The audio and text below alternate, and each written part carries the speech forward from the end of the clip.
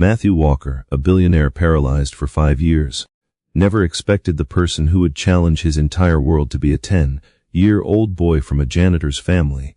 When Elijah Morales touched his lifeless legs inside the Walker Rehabilitation Institute, something impossible happened. Feeling returned.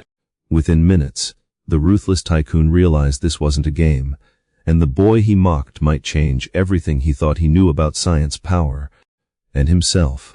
For 5 long years, Matthew Walker had lived inside a body that refused to obey him, trapped in a wheelchair that cost more than most Americans earned in a decade, yet still felt like a cage. Before the crash, he had been the kind of man whose presence could tilt a room, the CEO who reshaped industries with a single sentence, the visionary whose bold arrogance was admired as much as it was resented. Reporters described him as relentless, competitors described him as lethal. But nobody, not even his enemies, could imagine him beaten by anything, certainly not by his own spine. Yet here he was, living in the Walker Rehabilitation Institute in Los Angeles, a place he built with his own money and designed like a monument to his former greatness. The institute's west garden stretched behind a glass wall of his private suite, filled with imported stone paths, copper fountains, and rare trees that thrived in the California sun. Everything about the place shouted wealth, power, and control. Yet the man at the center of it had never felt weaker. The accident had taken more from Matthew than movement. The day his helicopter fell like a dying bird onto a rocky patch of desert outside Palm Springs. His body broke in ways the doctors insisted were technically survivable, but functionally devastating. They told him he'd never walk again, and he told them to go to hell. For months he poured millions into every experimental treatment he could find: stem cell infusions, robotic exosuits, nerve regeneration trials, electrical stimulation implants, yet nothing restored the connection between his brain and his legs. Over time, something hard and bitter settled inside him, a kind of emotional callus that grew thicker each time a new therapy failed. If he couldn't walk, he could at least dominate. If he couldn't command his own body, he could still command fear. It became his oxygen. By the 5th year, Matthew had perfected cruelty into an art form. His board members avoided disagreeing with him.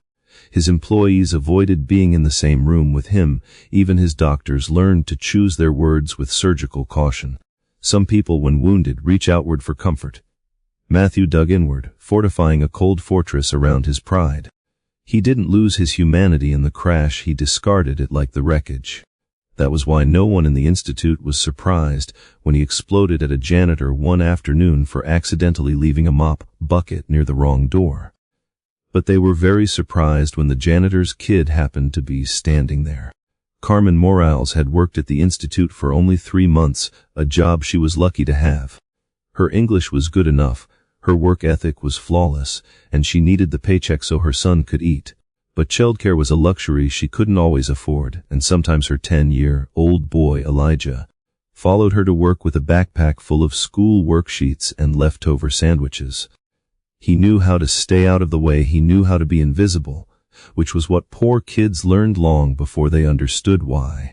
So when Matthew saw him standing barefoot on the tile, clutching a sketchbook, he didn't see a child, he saw an opportunity to amuse his wealthy guests, who lounged around him drinking imported coffee while pretending to discuss quarterly earnings. "Kid," Matthew had barked, pointing at Elijah with a grin filled with venomous humor, "I'll give you $1 million if you can make me walk again." His friends erupted in laughter. To them, it was comedy. To Matthew, it was dominance. But to Elijah, it was something entirely different. The boy looked at Matthew with a gaze too old for his face, a gaze that didn't flinch or tremble. He didn't laugh. He didn't shrink. He didn't even look confused. He simply studied the billionaire as if trying to understand why a man with every privilege in the world could be so proud of being cruel. The reaction unsettled Matthew far more than any insult could have. Kids weren't supposed to look at him that way. Kids were supposed to be impressed or afraid. Carmen rushed forward, apologizing, begging Matthew not to fire her, but he shot back with that familiar, cutting anger that made grown professionals feel like insects. His guests chuckled, one even recorded the moment, thinking it would be funny to replay later during a private dinner. They expected the boy to cry or run behind his mother. Instead, Elijah finally spoke. "You're not offering $1 million, he said calmly. You re-betting on something you think can't happen. You think you're safe because you think your body is done. His words were quiet, but they sliced through Matthew's pride with surgical accuracy. It wasn't disrespect, it wasn't anger, it was truth, and truth, especially from someone society expected to stay small, hit like a punch. In that moment, Matthew felt something he hadn't felt in years, a destabilizing flicker of vulnerability. This child wasn't mocking him. He wasn't intimidated. He wasn't impressed by the wealth or the garden or the monstrous reputation Matthew worked so hard to cultivate. Elijah looked at him like a problem that could be solved, not a tyrant who needed to be obeyed. And Matthew hated the feeling of being seen that clearly. Before he could stop himself, he demanded, "What exactly do you think you can do for me, kid?" Elijah stepped closer, set down his sketchbook, and answered with a steady voice that carried more conviction than any adult in the garden. "My grandmother taught me ways to help people who were told healing wasn't possible. She said the body keeps trying even when doctors say it won't." Matthew instinctively wanted to laugh, to dismiss the boy the same way he dismissed every unconventional idea that didn't come with a billionaire's pedigree. But he couldn't. Something about Elijah's presence, maybe the boy's unwavering calm, maybe the way Carmen's eyes filled with a mixture of fear and pride held him still. For the first time in half a decade, Matthew felt the faintest spark of something he once recognized in himself: curiosity. It wasn't hope. Not yet. Hope required courage, and courage was something he'd stopped practicing. But curiosity crept in nonetheless, sharp and irritating, tugging at a part of him that refused to stay buried. How could a 10-year-old, standing in worn-out sneakers and hand-me-down clothes, speak with such certainty about a condition that had defeated the most advanced medical teams money could hire? How could a child who had nothing look at a man who had everything and see not a titan, not a tragedy, but a challenge? Matthew didn't believe in miracles. He didn't believe in alternative medicine. But he believed, with unwavering arrogance, that he had seen everything there was to see. And the boy in front of him made him doubt that for the first time in years. It irritated him. It fascinated him. And it awakened something deeply buried beneath layers of bitterness. That was the beginning. The moment a child's quiet courage cracked the armor of a man who believed himself untouchable. The moment a challenge meant to humiliate turned into a collision course that neither of them could escape. And the moment Matthew Walker learned that the person who might change his fate was someone the world never saw coming. Carmen Morales had always known that surviving in America meant learning how to stay unnoticed. She wasn't undocumented. She had her papers, her work permit, and a stack of bills that proved she followed every rule this country placed on her shoulders. But being poor in Los Angeles came with its own kind of invisibility, the kind nobody acknowledged out loud. You could scrub floors in the mansions of Bel Air, serve drinks in Santa Monica, or wash linens in the hospitals of West L.A. But you were expected to take up as little space as possible. That morning, when she walked into the Walker Rehabilitation Institute with her son trailing behind her, she thought she knew how to stay small. She thought she knew how to protect Elijah from the unpredictable moods of the wealthy. She had no idea that one unexpected encounter would dismantle everything she believed about her life, her work, and her son. The humiliation began before Elijah said a single word. Carmen had brought him with her because the sitter canceled, and she had no choice. The institute paid just enough to keep them fed, and she couldn't risk losing the job. She instructed Elijah to sit quietly in the staff lounge with his drawing pad, like he always did. But the supervisor needed her in the West Garden to clean spilled coffee near Mir. Walker's private gathering, and Elijah, clutching his sketchbook and wearing those two thin sneakers she kept patching up, followed her before she could stop him. She froze when she saw Matthew Walker staring at the boy like he was a stray animal. Every instinct in her told her to grab Elijah's hand and leave, but Matthew's gaze was a trap. And she knew better than to challenge him in front of his business partners. Matthew lived for these moments where he could turn another human being into a prop that entertained him. Carmen understood the rules of surviving men like him. You apologized even when you weren't at fault. You bowed your head even when it broke you inside. She whispered apologies so quickly her words tangled together, her hands shaking as she tried to move Elijah behind her. She hoped Matthew would lose interest. Instead, He leaned back in his wheelchair with the confidence of a man who had grown comfortable dictating the emotional weather of every room he entered. He grinned at Elijah, a grin that Carmen recognized from her worst days in past jobs, the grin of a man who enjoyed watching someone flinch. $1 million if you can make me walk again, he said, tossing the challenge like a bone to a dog. His friends roared with amusement. Carmen's stomach twisted so sharply she felt breathless. Elijah wasn't a dog. He wasn't even a grown man. He was 10. 10, with soft brown curls, big earnest eyes, and a heart she had tried so hard to keep tender despite the world's cruelty. She expected him to shrink back in fear.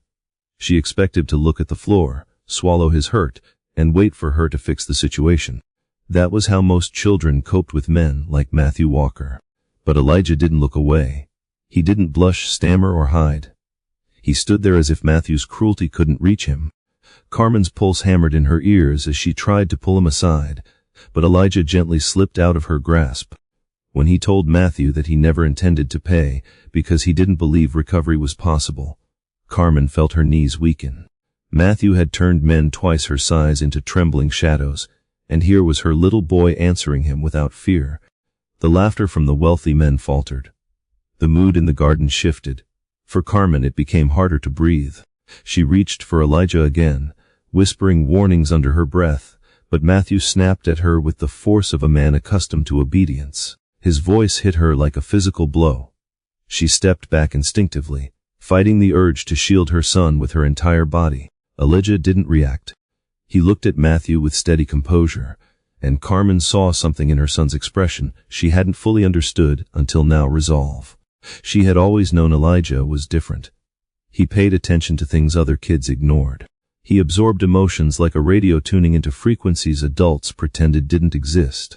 When his grandmother Luz was still alive, Elijah followed her everywhere, into small community clinics, into crowded living rooms filled with people seeking comfort, into late-night visits where his grandmother whispered prayers and pressed her hands gently along the spine of someone in pain. He learned by watching. Luz used to say he had inherited the gift early, far earlier than she had. Carmen never encouraged it, never discouraged it. Part of her feared the gift would make him a target in a world that didn't understand it. And now here he was, challenging a billionaire. When Elijah explained that his grandmother had taught him ways to help the body reconnect, Carmen expected Matthew to erupt. Instead, Matthew's expression flickered with something hard to name. Curiosity, offense, recognition. Whatever it was, it kept him from dismissing Elijah immediately. Carmen felt dread rising in her chest, because she could see what Matthew was thinking. If he could break a child's confidence in front of an audience, it would reassert the dominance his paralysis had slowly stolen from him. But Elijah wasn't playing the part Matthew expected. The boy spoke with careful clarity, describing his grandmother's work not like superstition, but like craft methods passed down, not invented. He didn't promise miracles. He didn't claim certainty. He simply offered understanding deeper than his age should have allowed.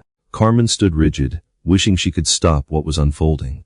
But she was powerless against both the billionaire and her own son's conviction. Elijah stepped toward Matthew's wheelchair with a quiet bravery that made Carmen's hands tremble. She knew what it cost him emotionally to stand in front of strangers like this. Elijah wasn't fearless, he felt everything too intensely. But he didn't let fear decide for him. Matthew leaned forward, studying the boy as if seeing him for the first time. The smirk faded, the arrogance softened. The moment stretched long enough for Carmen to wish desperately that Elijah would back away. She knew Matthew Walker was dangerous even when physically broken. A man who controlled industries could just as easily destroy a janitor's life, and she feared she was watching that destruction begin. Yet Elijah's next words changed everything. He told Matthew that healing wasn't impossible, only blocked, that the body remembered even when the mind gave up. Carmen felt a strange mixture of dread and awe. She hadn't heard Elijah speak with this level of confidence since Luz's funeral months earlier. It was as if his grandmother's strength had stepped into him all at once. Matthew didn't laugh. His guests didn't cheer. The weight of Elijah's assertion hung over them, demanding attention. Carmen saw Matthew's grip tighten around the armrest of his chair. For a brief second his expression cracked. It was small, barely noticeable, but Carmen caught it. It was the look of a man who wanted to believe something, but didn't trust himself enough to try. She recognized that look. Grief wore it often, so did guilt. And as Elijah waited for Matthew to respond, Carmen realized something terrifying. This encounter was no longer under her control. Her son had stepped into a moment that would change all of their lives, and no amount of fear or apology could pull him back. Something had awakened in him. Something old. Something generational. Something she thought had been buried with her mother. And Matthew Walker, a man accustomed to bending the world to his will, was no longer the only powerful force in the garden. Matthew Walker had never been good at hiding irritation, especially when someone challenged his authority without fear. Elijah Morales, a boy barely tall enough to look him in the eye while he sat in his wheelchair, had done exactly that. Matthew could feel his temper rising, the old instinct to dominate, to humiliate, to regain control. For years he had relied on power, not physical, but financial, strategic, psychological. People didn't confront him because they knew better. They didn't correct him because consequences followed. Yet this kid had just suggested, in front of 4 powerful men, that Matthew was bluffing and scared of the truth. And worse, Matthew felt the truth of it. Still, nothing had prepared him for Elijah's next quiet declaration that he could help him walk. Not someday. Not theoretically. Now. The 4 businessmen, James Carter, Henry Collins, Robert Hayes, and Michael Turner, exchanged stunned glances. They were used to puncturing the spirits of employees, competitors, and sometimes even their own families. But a child restoring confidence instead of losing it, that was new. One of them fumbled with his phone, pretending he wasn't recording, though everyone noticed. Matthew didn't care. Something far more provocative had caught his attention. He sat up straighter, eyes narrowing, studying Elijah as though the boy were a puzzle demanding to be solved. "You think you can do something that a dozen specialists can't?" he asked, the words sharpened by skepticism. Elijah nodded once, a simple movement filled with conviction. Carmen looked ready to collapse, torn between yanking her son away and shielding him from Matthew's inevitable rage. But Elijah stood firm, not because he wanted to defy Matthew, but because he truly believed what he was saying. Matthew sensed it, and it unnerved him. He gestured with a flick of his fingers. "Fine, show me." Carmen's gasp caught in her throat. "Mr. Walker, please, he's just a child, he doesn't." Matthew didn't glance at her. His eyes remained locked on Elijah. "You said you inherited methods from your grandmother," he said. "Let's see whether that's something real, or just a story you tell yourself." Elijah stepped closer. Carmen tried to hold him back, but he gently squeezed her hand, silently telling her he understood the risk and that he wasn't backing away. Matthew watched this entire exchange with a strange feeling prickling in his chest, something unfamiliar. Respect. No, that wasn't it. Curiosity, maybe, or desperation dressed as curiosity. Elijah approached until he was standing just beside Matthew's wheelchair. He didn't touch him at first. He simply observed the billionaire's legs, the lines of tension in his shoulders, the rigid angle of his jaw. Then he said something Matthew had never expected to hear. "You not just hurt in your spine," Elijah murmured. "You hurt here too." He tapped his own sternum with 2 fingers. Matthew's chest tightened involuntarily. He masked the reaction with a dismissive scoff, but Elijah wasn't fooled. The boy's eyes softened, almost with sympathy, which infuriated Matthew. He didn't want pity from anyone, least of all a kid whose mother cleaned his floors. Before Matthew could snap at him again, Elijah placed 2 fingertips gently on his knee. And Matthew felt something. It wasn't pain, nor was it sensation exactly. It was more like pressure meeting the memory of sensation, a ghost of a feeling, faint but undeniable. Matthew tried to shove it away, convincing himself it was imagination. But imagination had never been this convincing. Imagination didn't ripple through his nerves like electricity trying to reconnect. His breath caught. Not because he believed the boy could fix him, no, that was impossible, but because for the first time in years, his body responded to something other than machinery injections or electrical stimulation pads that cost more than Carmen made in a year. Something in him stirred, something long dormant and buried beneath years of medical reports and pessimistic prognoses. James Carter stepped forward, brow furrowed. "Matt, are you feeling something?" Matthew didn't answer. He couldn't. His mind raced through every logical explanation: muscle spasms, psychosomatic response, coincidence, suggestion. But none of those theories matched the warm pulse spreading upward from his knee. Elijah didn't break concentration. He pressed gently along the tendon, then moved to a specific point on Matthew's thigh with deliberate precision. "The connection isn't broken," he said, "just blocked. My grandmother always said the body doesn't give up as easily as people do." Matthew swallowed hard. He hated the sensation creeping through him, not the physical feeling, but the emotional one. Hope. And hope was dangerous, corrosive even. Hope was the reason he had spent millions chasing miracle cures, only to lose a bit of himself every time they failed. He wasn't about to hand that vulnerability to a child. But his body didn't care what his ego thought. A pulse of warmth shot through his thigh, sharp enough to make him jerk in his chair.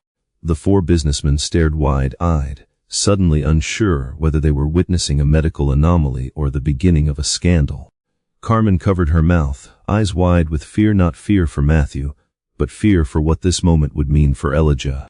If Matthew's pride was threatened, retaliation would follow. "Stop," Matthew said abruptly. It was more command than request. Elijah withdrew instantly, stepping back with a calmness that contrasted sharply with the tension in the air. Matthew pressed both hands to his thighs, as if trying to understand what had just happened. He wasn't used to being overwhelmed. He wasn't used to being humbled. And he definitely wasn't used to receiving anything from someone who had nothing. His voice, when he finally spoke, carried an edge that none of the men had heard before. "What did you do?" Elijah didn't boast. He didn't dramatize. He simply answered, "I listened to what your body was trying to say." The response hit Matthew harder than any insult. For 5 years, he had been surrounded by medical professionals who treated him like a fascinating tragedy, by investors who treated him like a machine that needed repair, by staff who treated him like a volatile storm system. No one had treated him like a human being with something left inside worth listening to. No one until this boy. Henry Collins exhaled sharply, breaking the tension. "Well, that's impossible," he muttered, though he didn't sound convinced. Nerves that damage don't just respond to pressure. Matthew's jaw tightened, but they responded. To admit that out loud was an act of vulnerability he hadn't committed in years. The admission seemed to echo within him, unsettling everything he thought he had accepted about his condition. His friends exchanged uncertain glances. They had seen the movement, however small. They had seen Matthew's leg twitch under Elijah's hands. They had seen him react in real time. Elijah waited, head tilted, as if expecting Matthew to reach his own conclusion. Carmen trembled, prepared for the situation to explode. Matthew could lash out. He could deny everything. He could destroy their livelihood and walk away with his arrogance intact. But something else emerged instead. "Do it again," he said quietly, though the word again came out with the force of a command rather than a request. And just like that, the direction of all their lives shifted. A child had pierced a billionaire's armor. Hope had clawed its way into a place it wasn't welcome. And the first thread of an extraordinary connection had been pulled. What none of them knew, not Elijah, not Carmen, not the businessman, not even Matthew himself, was that this simple moment would spark a chain of events that would alter the nation's understanding of healing, science, and the power of a single determined child. The moment Matthew told Elijah to try again, something shifted in the air, an invisible tension tightening around everyone present. James Carter swallowed hard, torn between fascination and the fear of what this meant for a man whose empire relied on control, not vulnerability. Henry Collins crossed his arms, attempting to cling to his clinical skepticism, though the crease forming between his brows betrayed unease. Robert Hayes, usually the most vocal, said nothing. His eyes fixed on Matthew's legs as if waiting for proof that reality hadn't just twisted under them. Michael Turner, always calculating risk and reward, ran numbers in his head: public relations, investment value, the potential ramifications of a medical miracle unfolding in a billionaire's private garden. But none of them dared speak. What Elijah had done moments earlier had challenged more than their understanding of neurology. It challenged their understanding of Matthew Walker.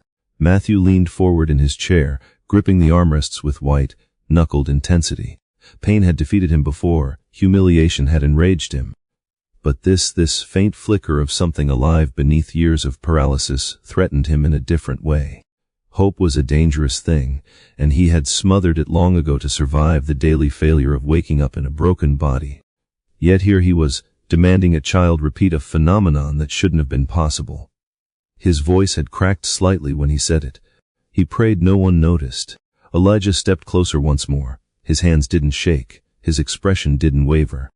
The boy acted as though he belonged in this moment, as if helping a billionaire rediscover sensation was no more intimidating than tying a shoelace. Carmen, meanwhile, stood near the fountain, fingers pressed to her lips, heart pounding with fear she couldn't hide. Every instinct told her to grab her son and flee before Matthew's temper returned, before the billion-dollar ego reasserted itself. But the certainty in Elijah's posture, the same certainty she used to see in her mother, anchored her to the ground. Matthew expected the boy to touch him immediately, but Elijah didn't.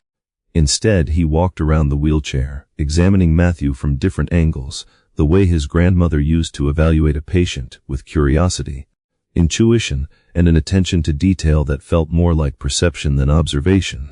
Elijah paused behind the chair, studying the scars that jagged across Matthew's lower back. Remnants of surgeries that had promised improvement but delivered nothing. Then he spoke, his voice carrying a softness that contrasted sharply with Matthew's tension. Your body isn't broken the way everyone thinks. It's hiding what it still remembers. Matthew bristled. Don't romanticize it, he snapped. Doctors have said I'm lucky to be alive. Yes, Elijah answered calmly. But lucky and helpless aren't the same thing. The words struck Matthew like a physical blow. For years he had internalized helplessness as fact, then weaponized it into cynicism, so he could survive each failed therapy. Elijah's quiet assertion cracked that armor. His frustration and fear clashed with something else rising within him: recognition. He had heard this tone once before, from the one therapist who dared speak to him as though recovery wasn't fantasy. She quit after 2 months, unable to handle his rage when her progress plateaued. But Elijah didn't flinch. The boy placed one small hand on Matthew's thigh. This time the touch felt different, more precise, more confident, almost as if Elijah were searching for a rhythm beneath the skin. Matthew inhaled sharply. A sensation spread, warm, faint, then stronger than before, moving not just through his thigh but radiating upward into his hip. It wasn't pain. It wasn't involuntary spasm. It was something controlled, something deliberate, something alive. His breath stuttered. His fingers tightened around the armrests until they ached. James muttered something under his breath, but no one acknowledged him. All eyes were on Matthew, on his face, on his leg, on the impossible possibility forming in real time. Elijah pressed 2 fingers into a spot just above the knee, applying a pressure that felt both gentle and penetrating. Matthew's pulse kicked. A shock of warmth shot in his calf, and his foot twitched, not dreamed, not imagined. It moved. A choked sound escaped him before he could stop it. Matthew Walker, man who didn't break, man who threatened lawsuits for sport, man who reduced grown executives to trembling messes, found his composure fracturing, his face transformed, anger collapsing, a disbelief into raw fear, fear into something he hadn't allowed himself to feel since the crash. Possibility. Carmen felt tears burn her eyes, hands trembling as she watched the richest man she'd ever met unravel, because her son had given him something science had declared unattainable.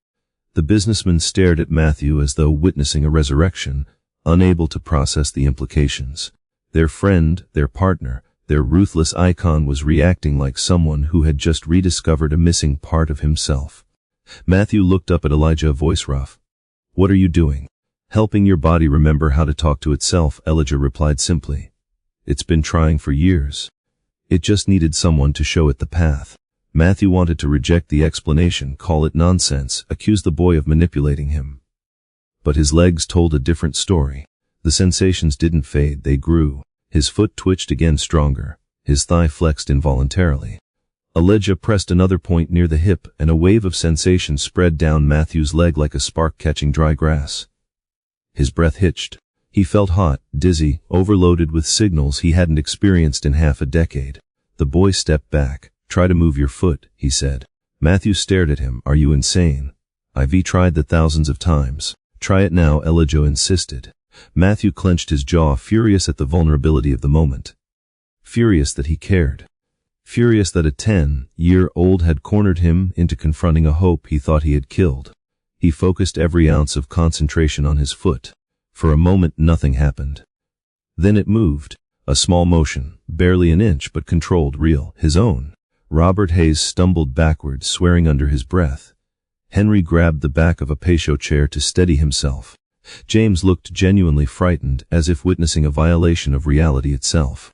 Carmen sank onto the edge of the fountain, hands shaking uncontrollably. And Matthew felt his world tilt off its axis. He stared at his foot as though it belonged to someone else. His throat tightened with an emotion he refused to name. For years he'd imagined this moment, begged for it, cursed its absence, then buried it deep under bitterness. Now it was here, delivered not by a surgeon or breakthrough drug, but by a child whose family mopped his floors. He looked at Elijah, unable to find words. The boy met his gaze with soft determination, the kind of expression that made Matthew feel both humbled and exposed. Elijah didn't look triumphant. He didn't look impressed with himself. He looked like someone fulfilling a promise he'd made long before stepping into this garden. Matthew swallowed hard, voice rough when it returned. Do it again tomorrow.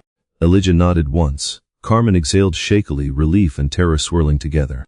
The businessmen exchanged glances that carried a silent admission their lives, and perhaps much more, had just changed course in a way no quarterly projection could have predicted. Matthew leaned back slowly, the weight of the moment settling over him like a tidal wave. For the first time in years, not even anger could steady him. He had felt his own body respond. And that meant the unthinkable had just become possible. Long after Elijah and Carmen left the garden, long after the businessmen returned to their luxury cars with wide eyes and unsettled thoughts, Matthew Walker remained exactly where he was.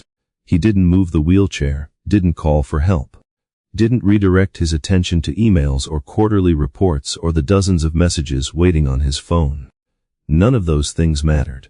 Not when the impossible had just brushed against him like a spark against dry tinder. He stared at his leg, replaying the twitch he'd felt over and over in his mind. It had been small, but it had been real. Real in a way he couldn't dismiss as coincidence or emotional overload. Medical charts had declared his neural pathways dormant. Surgeons had described his spinal injury as permanent functional paralysis. Therapists had told him improvement might come one day. But to build his life around a chair anyway. Yet a 10-year-old boy, not a doctor, not a specialist, not a researcher, had woken something in his body in 3 minutes that 5 years of medical intervention had failed to touch. The more he thought about it, the more his chest tightened. Not from fear, from something far more destabilizing. A feeling he had buried so deep it scraped rusty edges on its way back up. Hope. He hated that word. It carried too many broken promises. Hope had tricked him into believing early treatments would work. Hope had drained millions of dollars into protocols that left him crying into pillows late at night, angry that his body refused to cooperate. Hope had shattered him when he stared at his legs and willed them to move until tears blurred his vision. Hope had destroyed his marriage, his mental health, and any softness he had left. He didn't want to feel it again. He didn't want to trust anyone, least of all a child. And yet the twitch kept replaying. Stubborn, undeniable, tearing down every wall he'd constructed around his fear of failure. His thoughts churned so violently that he didn't notice someone approaching from the path until a familiar voice spoke. Matt. Michael Turner appeared beside him, tie loosened, brow creased. He looked shaken, though he tried to hide it behind a businessman's mask. Michael wasn't sentimental. He evaluated everything by risk, reward, and market value. But even he couldn't pretend nothing extraordinary had happened. Matthew didn't answer. He wasn't ready for discussion. His world felt too fragile. Michael crouched beside the wheelchair. You felt that, right? I mean, you actually felt something. Matthew kept his gaze fixed forward. I don't want to talk about it. Matt, Michael pressed, that boy did something. Something real. You can't pretend it didn't happen. Matthew finally turned toward him, and the raw emotion in his eyes startled Michael into silence. It wasn't anger. It wasn't pride. It was something far more human. If I admit it, Matthew said, voice low and strained, then I have to admit I've been wrong about everything. Wrong about what? About myself. He exhaled shakily, gripping the armrests again. About the possibility of progress. About what I deserve. Michael's expression softened. You think you deserve to be stuck in that chair? Matthew's throat tightened. He didn't answer, but the truth hovered between them like an unwelcome guest. Years of guilt over the crash had festered, mutating into self-punishment so profound he didn't even recognize it anymore. Michael rose slowly. Look, we don't know what that kid can do. But this is the first time I've seen anything change for you. Don't throw it away because you're afraid of disappointment. The words grated against Matthew's pride, but he couldn't deny the weight they carried. I don't trust hope, he muttered. Then trust results. Michael stepped back. You have them now. Matthew watched his friend leave, the tension in his chest refusing to ease. He hated that Michael wasn't wrong. He hated even more that Elijah's face kept flashing through Matthew's mind, not smug, not triumphant, just steady and calm in a way that forced Matthew to confront emotions he'd locked away. As the sun dipped over the Los Angeles skyline, casting gold across the garden, Matthew finally wheeled himself back toward his suite. With every push of the wheels, the sensation in his leg replayed, echoing through him like an old memory breaking through heavy dust. Inside his private suit built like a luxury apartment fused with a medical lab, he stopped near the massive floor-to-ceiling windows overlooking the city. The digital panels on the wall glowed softly, displaying his medical analytics in real-time: muscle atrophy levels, stimulator settings, blood flow readings, cold numbers, cold facts, cold reminders of everything he couldn't do. But now those screens felt outdated, almost irrelevant. He looked down at his legs again. His hands shook. He hadn't trembled like this since the first night in the hospital, when he realized he might never feel them again. This can't be happening, he whispered to himself. But beneath the fear, another voice, small, buried, persistent, whispered back, what if it is? Matthew leaned back in his chair, running a hand over his face. Today had flipped his understanding of reality upside down. A janitor's son had awoken something no surgeon could. The implications terrified him. Not because he doubted Elijah's ability, but because he feared the cost of believing in it. If he invested emotionally only to fail again, it would break him. Truly break him. But doing nothing was no longer an option. The twitch had changed that. He pulled up the video feed from the garden. One of his partners had accidentally recorded everything. As Matthew watched the moment Elijah touched his thigh, he saw his own reaction: shock, fear, vulnerability, something raw and unfiltered. He quickly closed the video. He couldn't bear to look at himself in that state. A soft knock came from the doorway. His lead physician, Dr. Porter, stepped inside with a cautious expression. Walker, your partners told me something unusual happened. Should I order scans, run diagnostics, evaluate nerve activity? Matthew's jaw tightened. He hated medical scrutiny after years of disappointing results. But he hated uncertainty more. Tomorrow, he said. Bring every test you have. I want data. Dr. Porter nodded quickly. Yes, sir. And Matthew hesitated, the words scraping as they exited. Clear my schedule tomorrow afternoon. I have a session. With which therapist? Porter asked. Matthew's gaze drifted toward the empty garden beyond the glass. Not a therapist, he answered. A boy. Porter's eyebrows lifted, but he didn't question it. The entire staff had witnessed stranger decisions from Matthew, though nothing quite like this. As the doctor left, Matthew remained near the window, gripping the armrest until his joints ached. His heart beat with unfamiliar rhythm, even nervous, hopeful, terrified, all at once. For years he had lived as a man whose future had been carved into stone. Today, a child's touch had cracked the stone wide open. He wasn't ready to believe fully, not yet. But the seed was planted, and seeds had a stubborn habit of growing, especially in places long abandoned. Matthew stared at his leg one last time before wheeling toward his bed. Tomorrow, he murmured to himself, he comes back tomorrow. And for the first time in 5 years, tomorrow felt like something worth waiting for. The next morning at the Walker Rehabilitation Institute carried a different kind of energy, one that no employee could quite name, but everyone felt. Nurses whispered to each other while adjusting IV poles, physical therapists paused when they passed the West Corridor, and administrators walked with unusual urgency, as if preparing for an inspection no one had announced. Word had traveled fast, too fast, about what happened in the garden. No one said it outright, but rumors moved through the building like electricity. Matthew Walker had felt movement. Matthew Walker had reacted to pressure on his leg. Matthew Walker had twitched voluntarily. It didn't matter that no one had medical confirmation yet. The staff had watched Matthew for years, watched him fight, rage, and surrender repeatedly. They knew his body as well as he did. They knew what was impossible. And they knew yesterday had broken the rules. When Carmen and Elijah walked through the double doors shortly after sunup, employees glanced at them with a mixture of caution and wonder. Carmen felt the weight of every stare, her shoulders tightening as she pulled Elijah closer. She didn't want this kind of attention on her son. Not from desperate patients, not from skeptical doctors, not from wealthy people whose expectations could crush an adult, let alone a 10-year-old. But Elijah walked beside her with unnerving calm, the same quiet confidence he had shown the day before. He didn't shrink from the eyes following them. He simply moved forward as if he had somewhere important to be. In the elevator, Carmen knelt in front of him, brushing dirt from his cheek. "Joe, you don't have to do this. If you're scared." "I'm not scared," Elijah answered. "Not of what's happening in there." He tapped his chest lightly. "Only of what's happening to you." Carmen's breath hitched. "What do you mean? You worried they'll blame me if I can't help him again? You worried he'll destroy us?" Elijah reached for her hands, his small fingers warm and steady. "But I'm not supposed to walk away." "Not now." Before she could answer, the elevator doors opened to the third-floor executive wing. And standing at the end of the corridor leaning on two sleek black forearm crutches was Matthew Walker. He wasn't seated. He wasn't being assisted. He wasn't pretending. He was standing. Not fully stable but upright, weight on his legs, muscles engaged.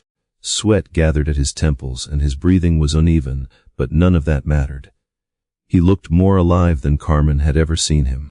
Elijah's eyes widened not in shock but in recognition, as if he'd expected this.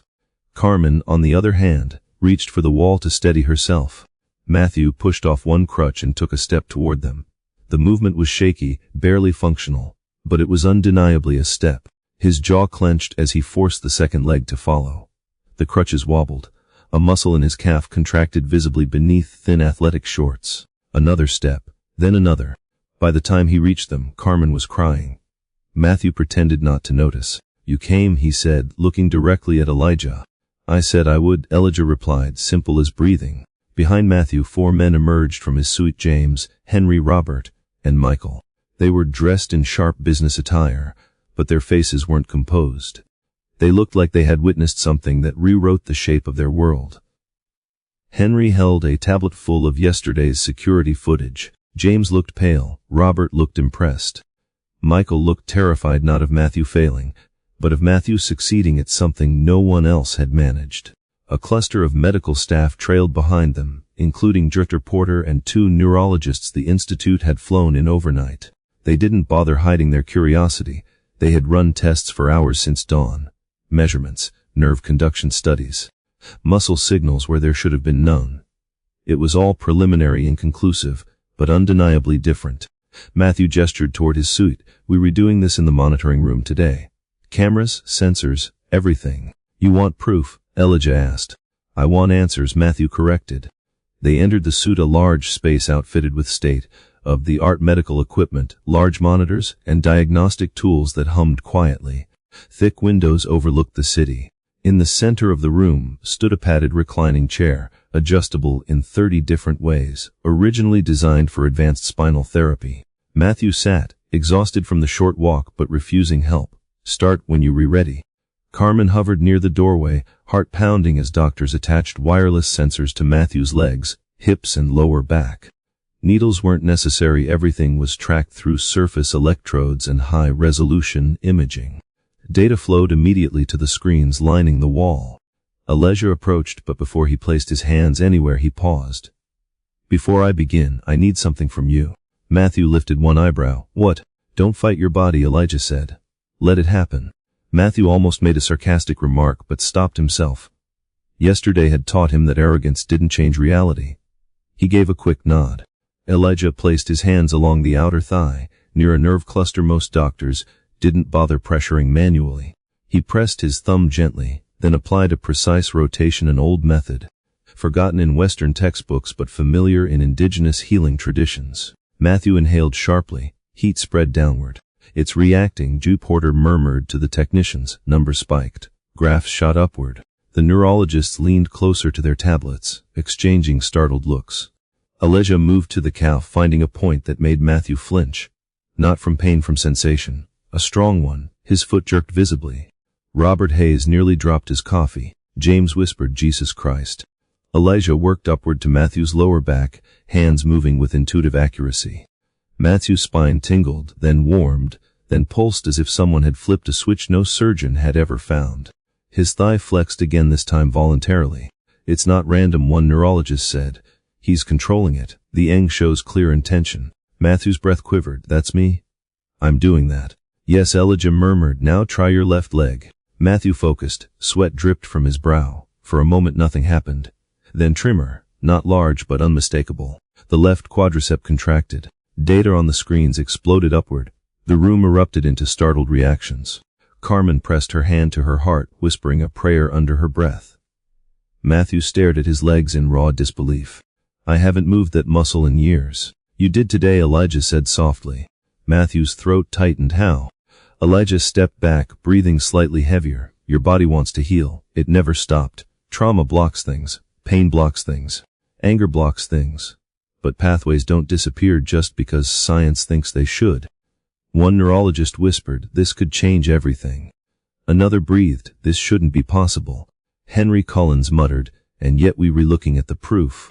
Matthew wiped his face with an unsteady hand. What does this mean, Elijah? What happens next? Elijah hesitated, not from fear but from respect for the moment.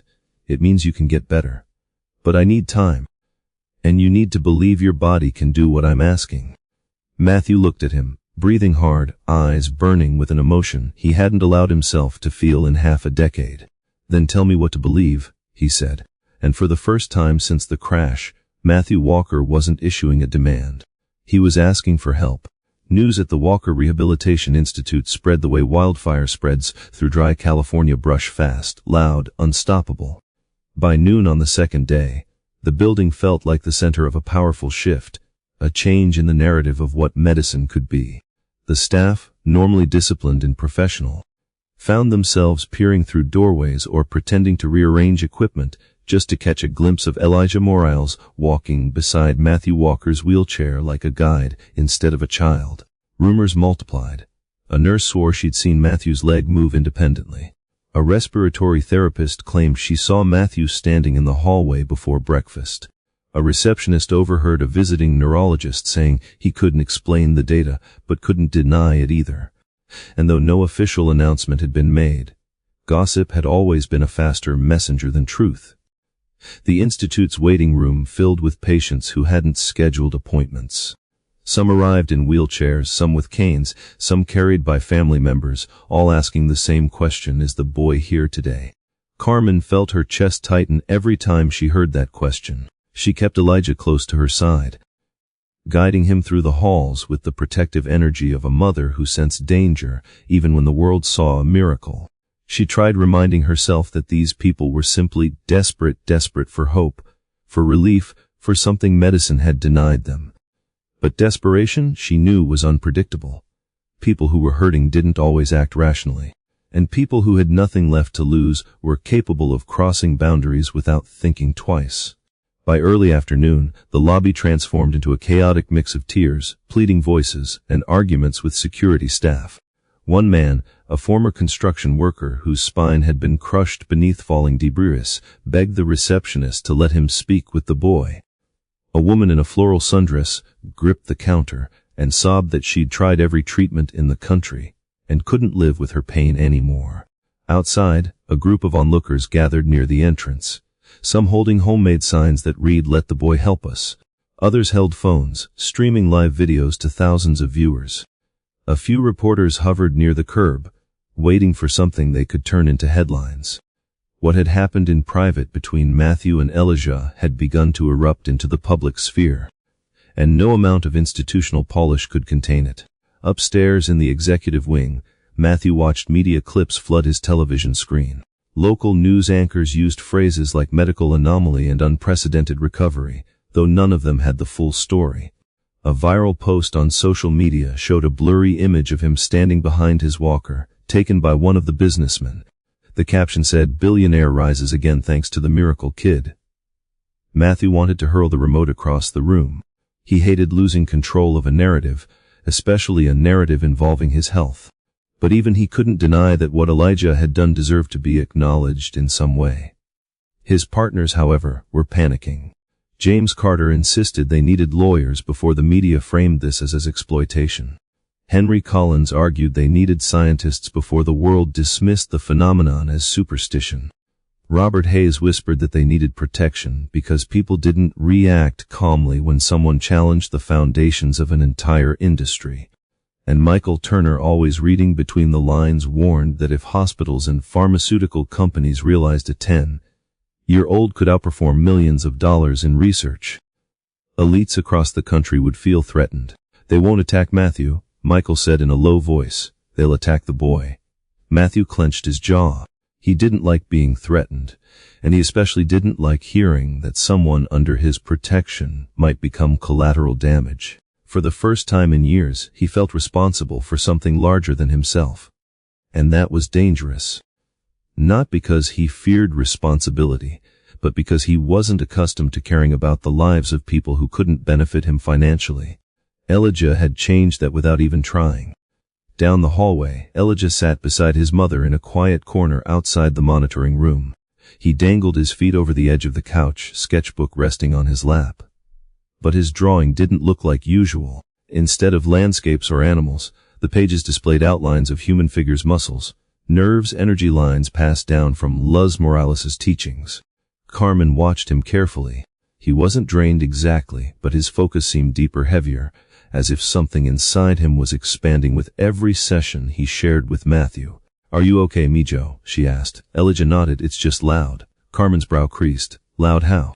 Elijah tapped the area over his heart again. "People's fear, people's hope. It feels like shouting, but on the inside." Carmen felt a cold wave move through her. Luz had once described the same feeling, the burden of carrying not just one person's pain, but many. Carmen didn't want that for her son. Yet she also knew she couldn't take this path away from him. Something in him had been awakened, and trying to smother it would be like trying to smother the sun. Before she could respond, Drafter Porter appeared at the end of the hall. "They were ready for him," he said, gesturing toward the suite. His voice was respectful, but his eyes held a mix of curiosity and something else, fear of the unknown. The way a scientist fears anything outside the reach of data. Elijah closed his sketchbook and hopped off the couch. Carmen caught his hand gently. "If anything feels wrong, if he yells, if anyone touches you, I know," Elijah said softly. "I will come back to you." Inside the suite, the room was buzzing. Screens displayed real-time nerve activity. Electrodes were calibrated. A camera crew brought in at Matthew's request for documentation, not publicity, had set up equipment in the corner. The businessman stood along the wall, arms crossed, expressions tense. Matthew sat in the therapy chair, but this time he didn't look defeated or skeptical. He looked ready. Determined, almost hungry for progress. As Elijah entered, Matthew straightened. "We redoing something different today," he said. "You re going to help me stand without the crutches?" A flicker of doubt crossed Carmen's face, but Elijah nodded. "Okay. You really think that's wise?" James asked sharply. He took 5 steps earlier. "His muscles aren't ready." Matthew shot him a look that could freeze steel. "My muscles have been waiting 5 years." The room went still. Elijah approached Matthew, placing a hand near the lumbar region. "Breathe deeper," he instructed. "All the way to the bottom of your stomach, not your chest." Matthew obeyed, surprised by how instinctive it felt to follow the boy's direction. Elijah pressed into the muscles along the spine with small circular motions. Matthew's breath hitched. Energy spread through his hips, down both thighs. His toes tingled, his calves burned. That burn was new, weak muscles awakening after years of dormancy. "Now move your weight forward," Elijah said. Slowly. Matthew braced himself on the armrests. Doctors leaned forward, monitoring the graphs. Numbers spiked again. Electrodes registered strong signals from neural pathways previously flatlined. Matthew lifted. Not fully, not perfectly. But his body rose several inches before lowering again. Exhales filled the room. "That was independent," Drew Porter said, stunned. He activated the muscles voluntarily. Elijah stepped back, giving Matthew space. "Try again." Matthew tightened his core, inhaled, and rose. This time he reached a full standing position. The room erupted, not with cheers but with astonished disbelief. The researchers stared. The businessman stared. Carmen pressed her hand over her mouth. Elijah watched with calm pride. Matthew, breath shaking, looked down at the legs he had mourned for 5 years. "I'm standing," he whispered. "I'm actually." He didn't finish. Because in the hallway, more people had gathered, having heard the commotion. And among them were 2 reporters pushing forward with cameras raised. The world was about to learn the story. And none of them, not Matthew, not Elijah, not Carmen, were prepared for what would come next. When the reporters pushed into the hallway, the atmosphere inside the therapy suite transformed instantly. The energy that had been focused on Matthew's unexpected progress fractured as cameras flashed and microphones were thrust toward anyone who looked capable of speaking. Security reacted late. No one had been prepared for media to breach the executive floor.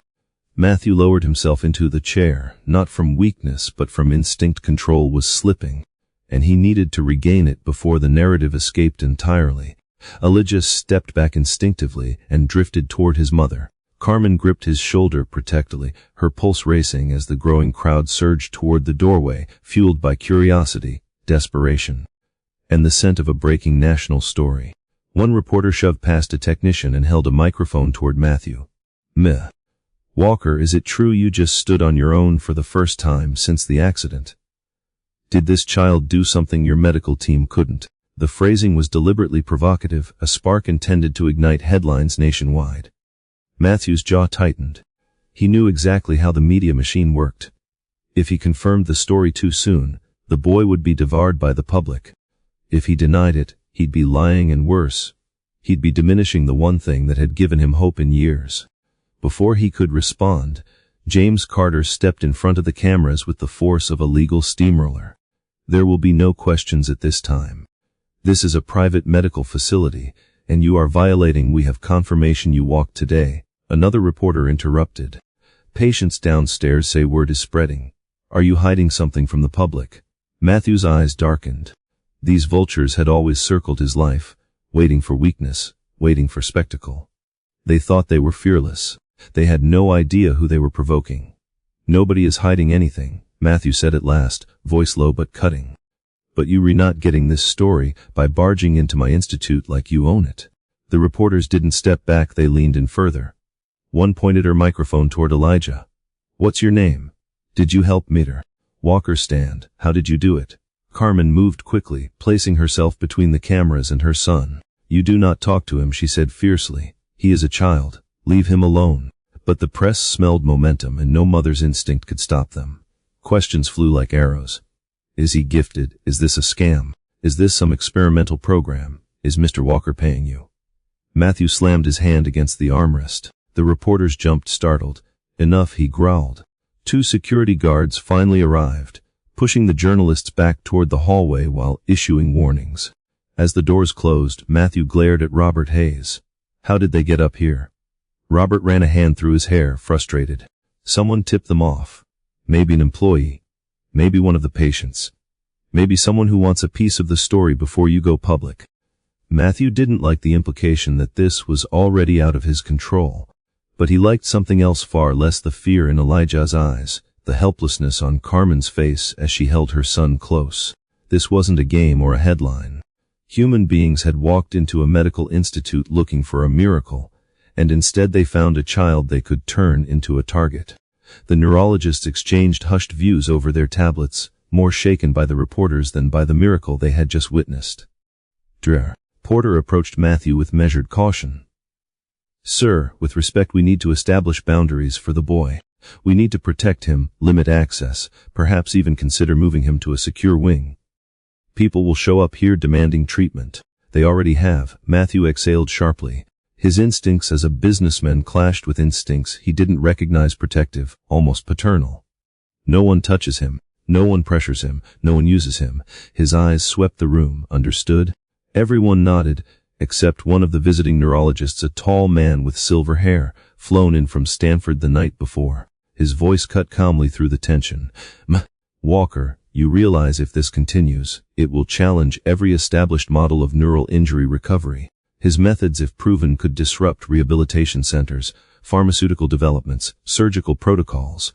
Entire industries stand to lose billions." Carmen stiffened. Matthew's stare sharpened. "Your point?" "My point," the neurologist replied, folding his hands, "is that industries under threat don't sit quietly. They push back. Hard." A cold flutter tightened Carmen's chest. Elijah glanced up at her, sensing her fear even before she spoke. After the neurologists left, the businessmen clustered in a separate corner, voices low but intense.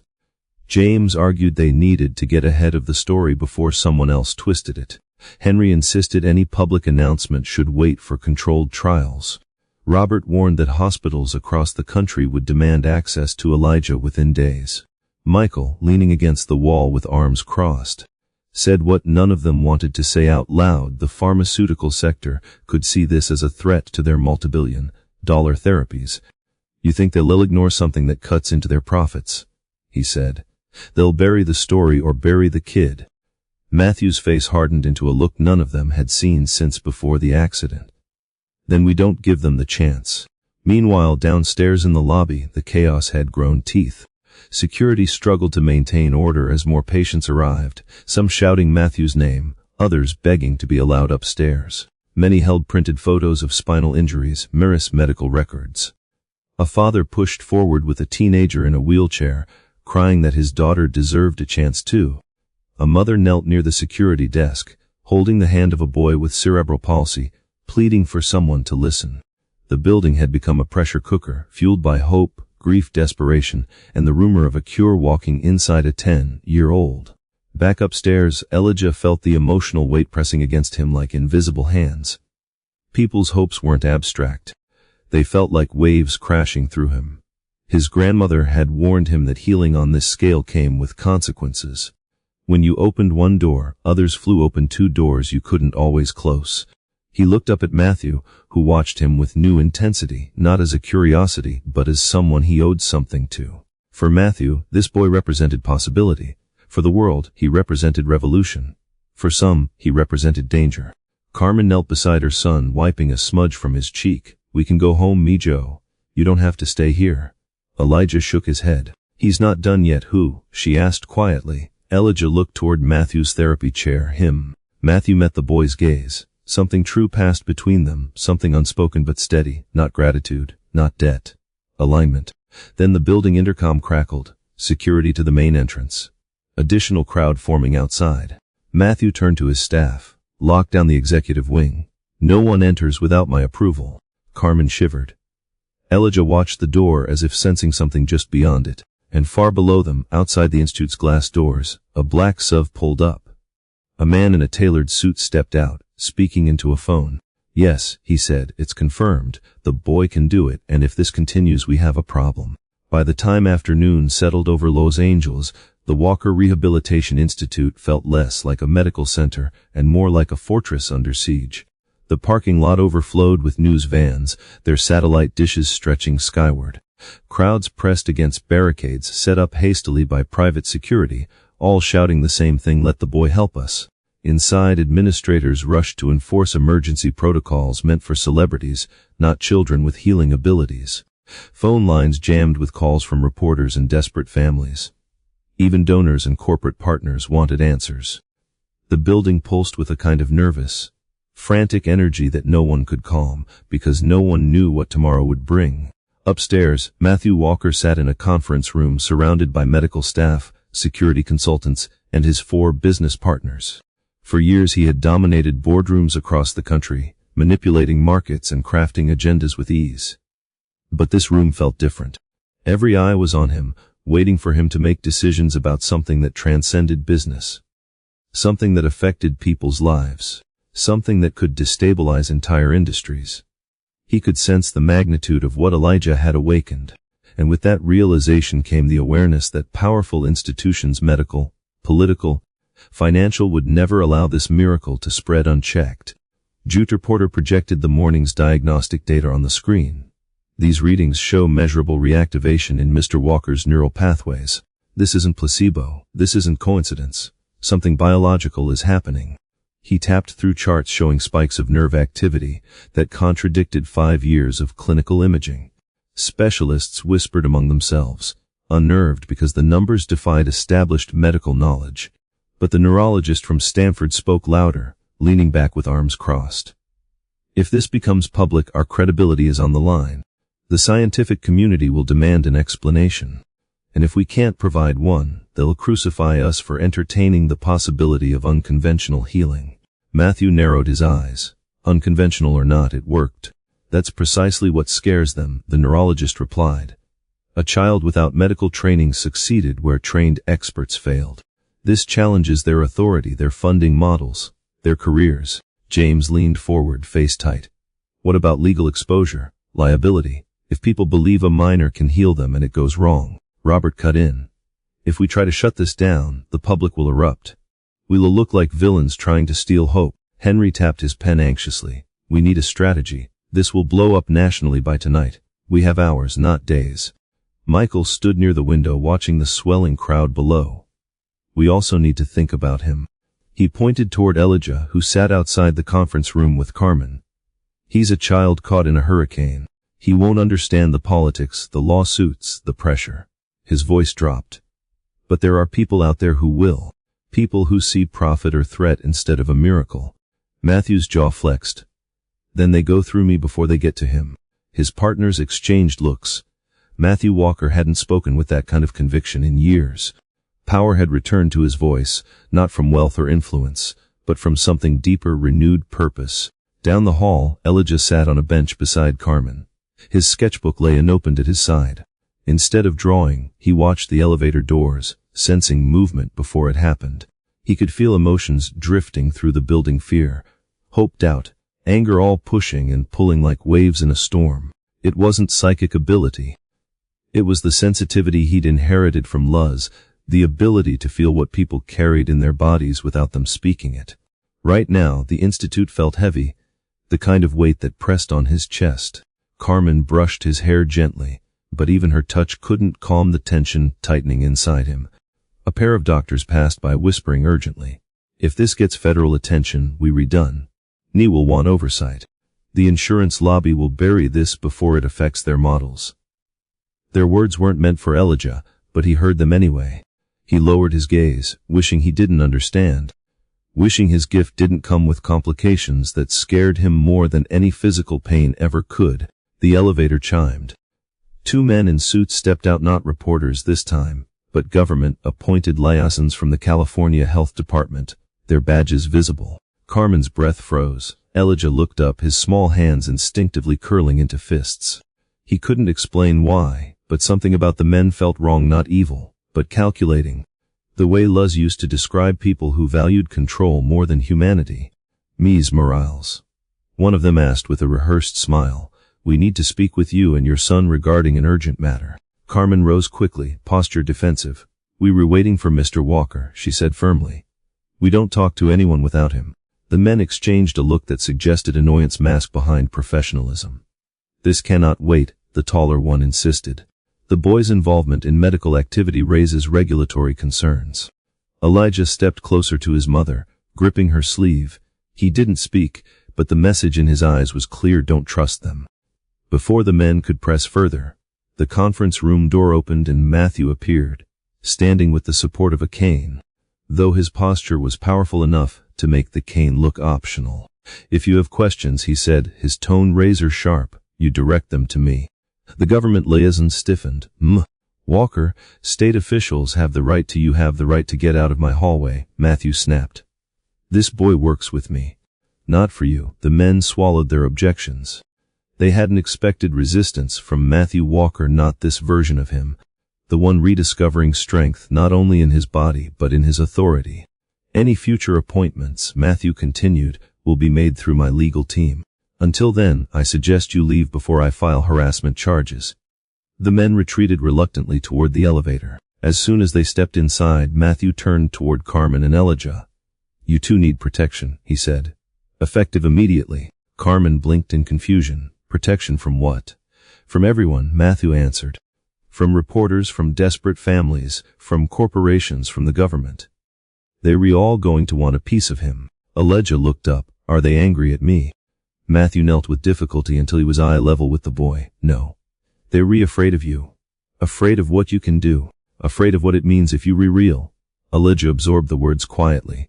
Matthew continued, voice steady. "You changed my life, Elijah. That means I won't let anyone use you or hurt you. Not while I'm breathing." Carmen felt her throat tighten. She believed him, and that terrified her even more. But the world outside wasn't waiting. Reporters were already broadcasting live. Patients pleaded through the barricades. Influential figures were making calls, and in a black SUV parked discreetly across the street. The man in the tailored suit from earlier watched the front entrance of the institute with unwavering focus. He ended a call and murmured, "They're protecting the boy. Increase pressure.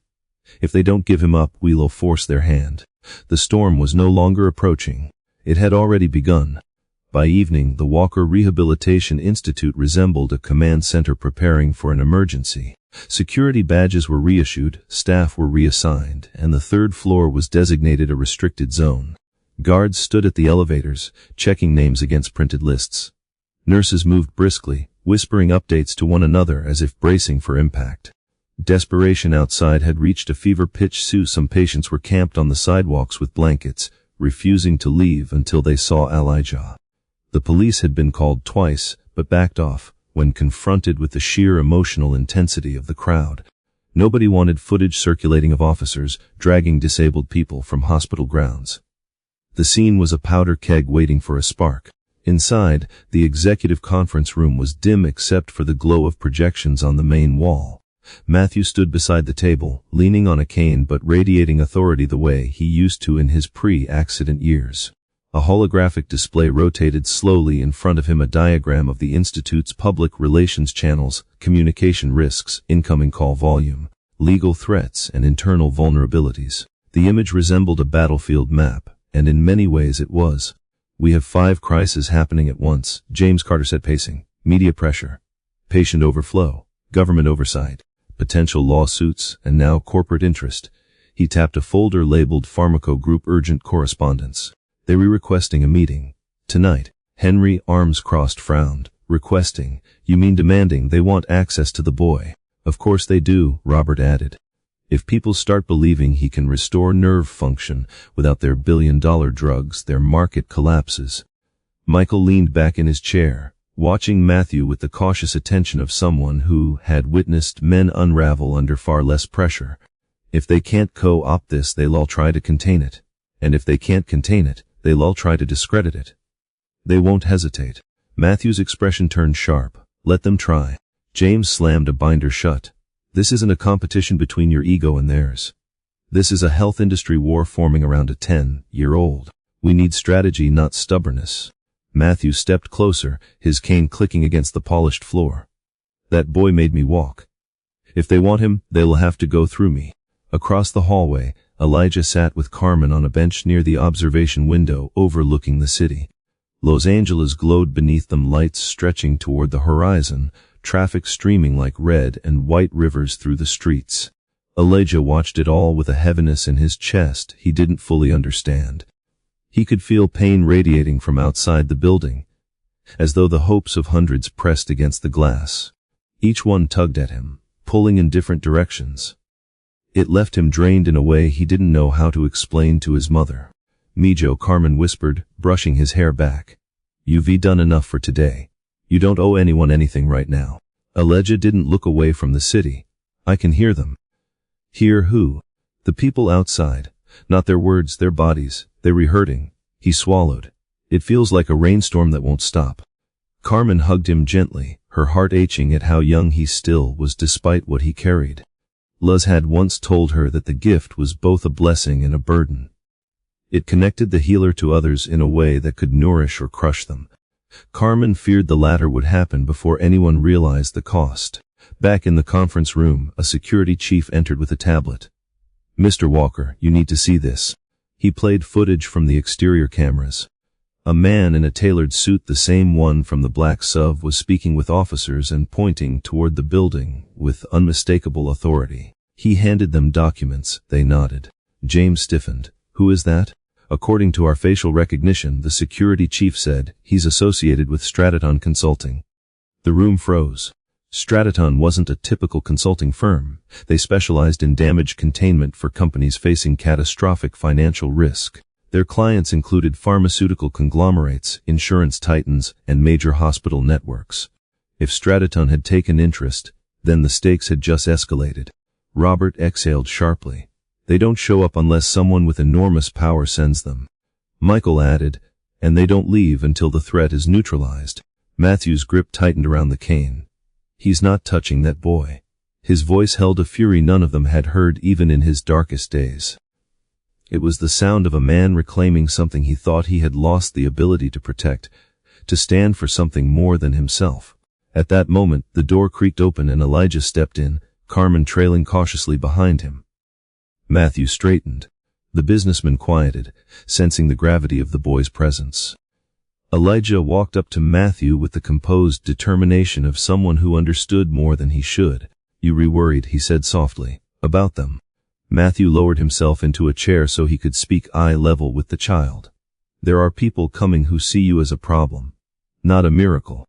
A problem that needs to be handled." Elijah nodded. "I know." Carmen stiffened. "How could you know?"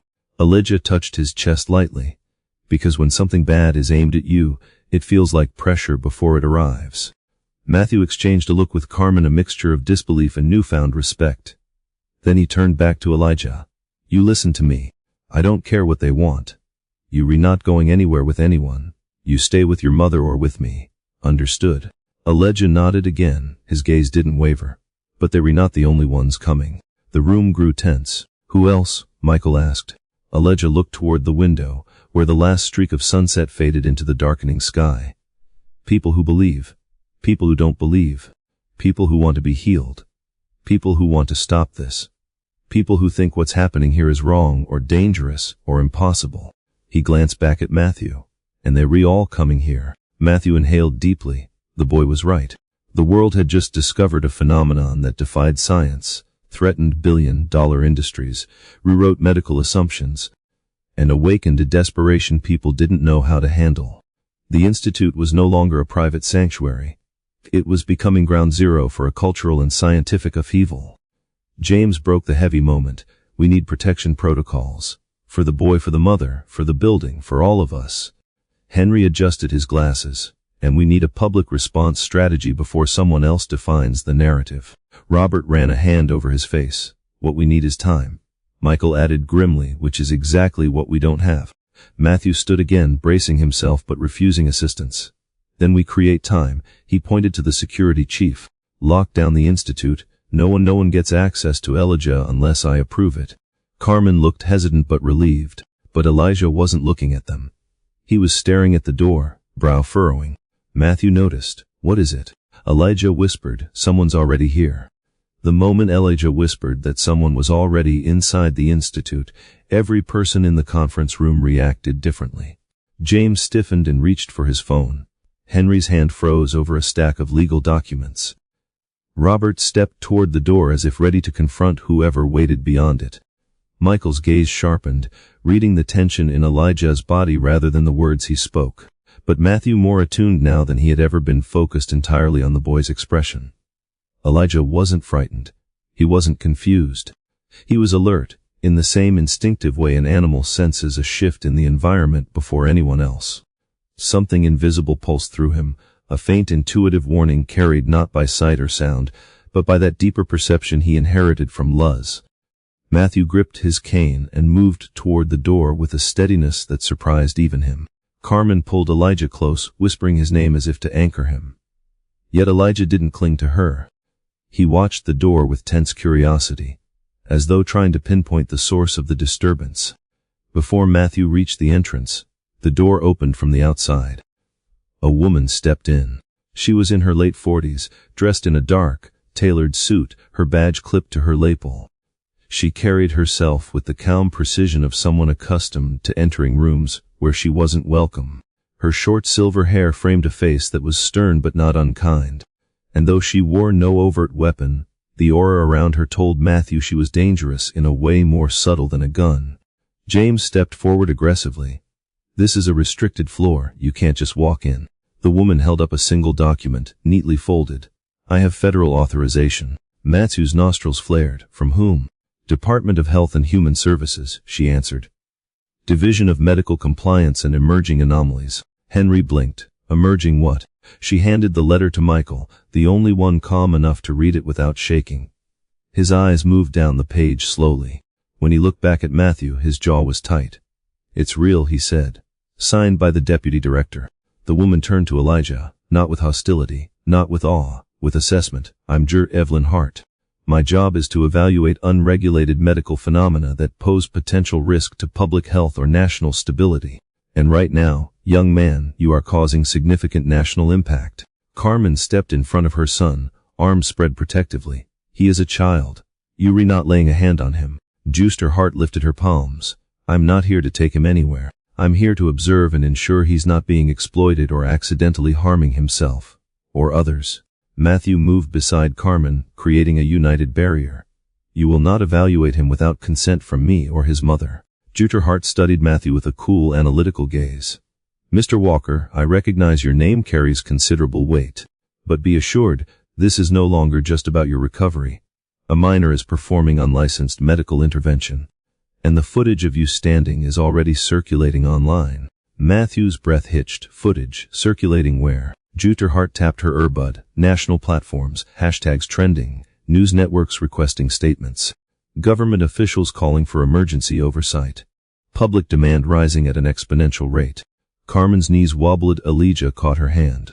Juster Hart continued, voice steady. I'm here because the situation is escalating beyond your control. And mine. A beat past tense, heavy. Then Elijah stepped up from behind his mother. He faced Juster Hart with the calm poise of someone far older than himself. You feel worried, he said, not angry, worried about something else. Her expression faltered just slightly. What do you mean? You're scared of why I can do this, Elijah said. Not just that I can. Matthew looked sharply at her. Is that true? Juster Hart hesitated, and that hesitation told them everything. There are implications, she admitted, medical, psychological, ethical, societal. If word spreads that a child can restore motor function with his hands, people will panic or attempt to reproduce the methods incorrectly. They might abandon legitimate treatments. They might force their children to attempt what this one can do. We must be cautious. Carmen stepped forward, voice trembling. So he's a threat. Is that what you were saying? No, Juster Hart corrected. He is a catalyst. Those are much more volatile. At that moment, a sharp chime echoed from the hallway, a notification alert from the Institute's internal security hub. The chief of security appeared at the doorway, breathing heavily. Mr. Walker, sir, we have a problem. Matthew turned. What now? The chief handed him a tablet with live footage from the Institute's front entrance. The crowd outside had tripled in the last hour. Police were forming barricades. News drones hovered overhead. People in wheelchairs were shouting to be let in. Protesters held signs reading "Healing belongs to everyone" and "Free the Miracle Boy." But mixed among them were unfamiliar faces, groups dressed too neatly, too uniformly, moving with a purpose that didn't match the desperation of the patients. They carried no signs. They held no medical paperwork. They simply observed the building with unsettling focus. Juster Hart stepped forward and zoomed in on the tablet. Her expression darkened. Those men aren't here for help. They're here for surveillance. Michael cursed under his breath. Corporate or government? Possibly both, Juster Hart said. And if they were watching, they were preparing for intervention. Carmen wrapped her arm around Elijah, heart pounding. They can't take him. They can't. Matthew, bracing his weight on his cane, straightened with renewed fire. No one touches him. Juster Hart turned to him. Then you need to understand the scale of this. You are not protecting a patient or an employee. You are protecting a national phenomenon.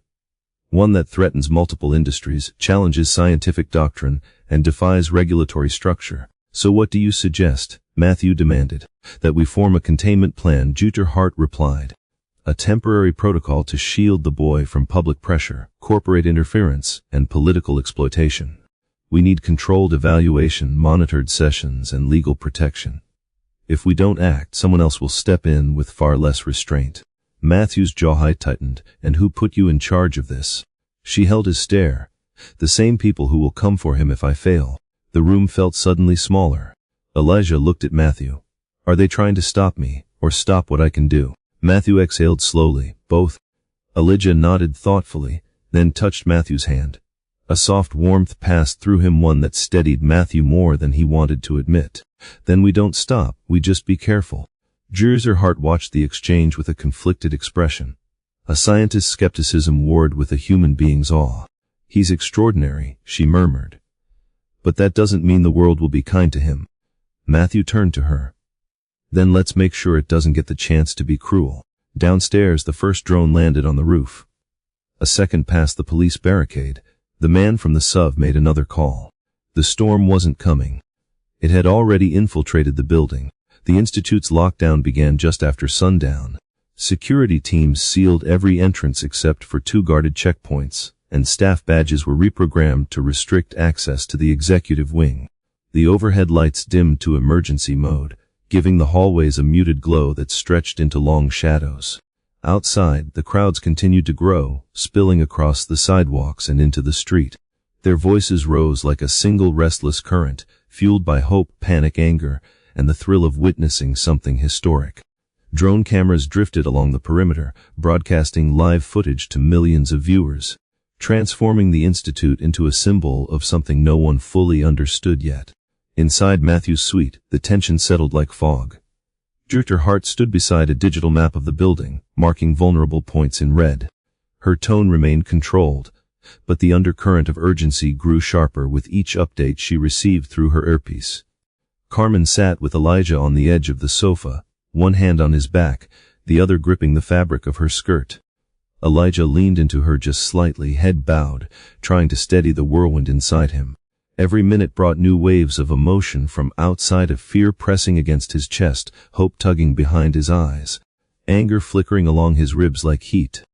He tried to breathe through it the way Luz had taught him, but the intensity made his small body tremble. Matthew watched him closely, concern deepening with every tremor.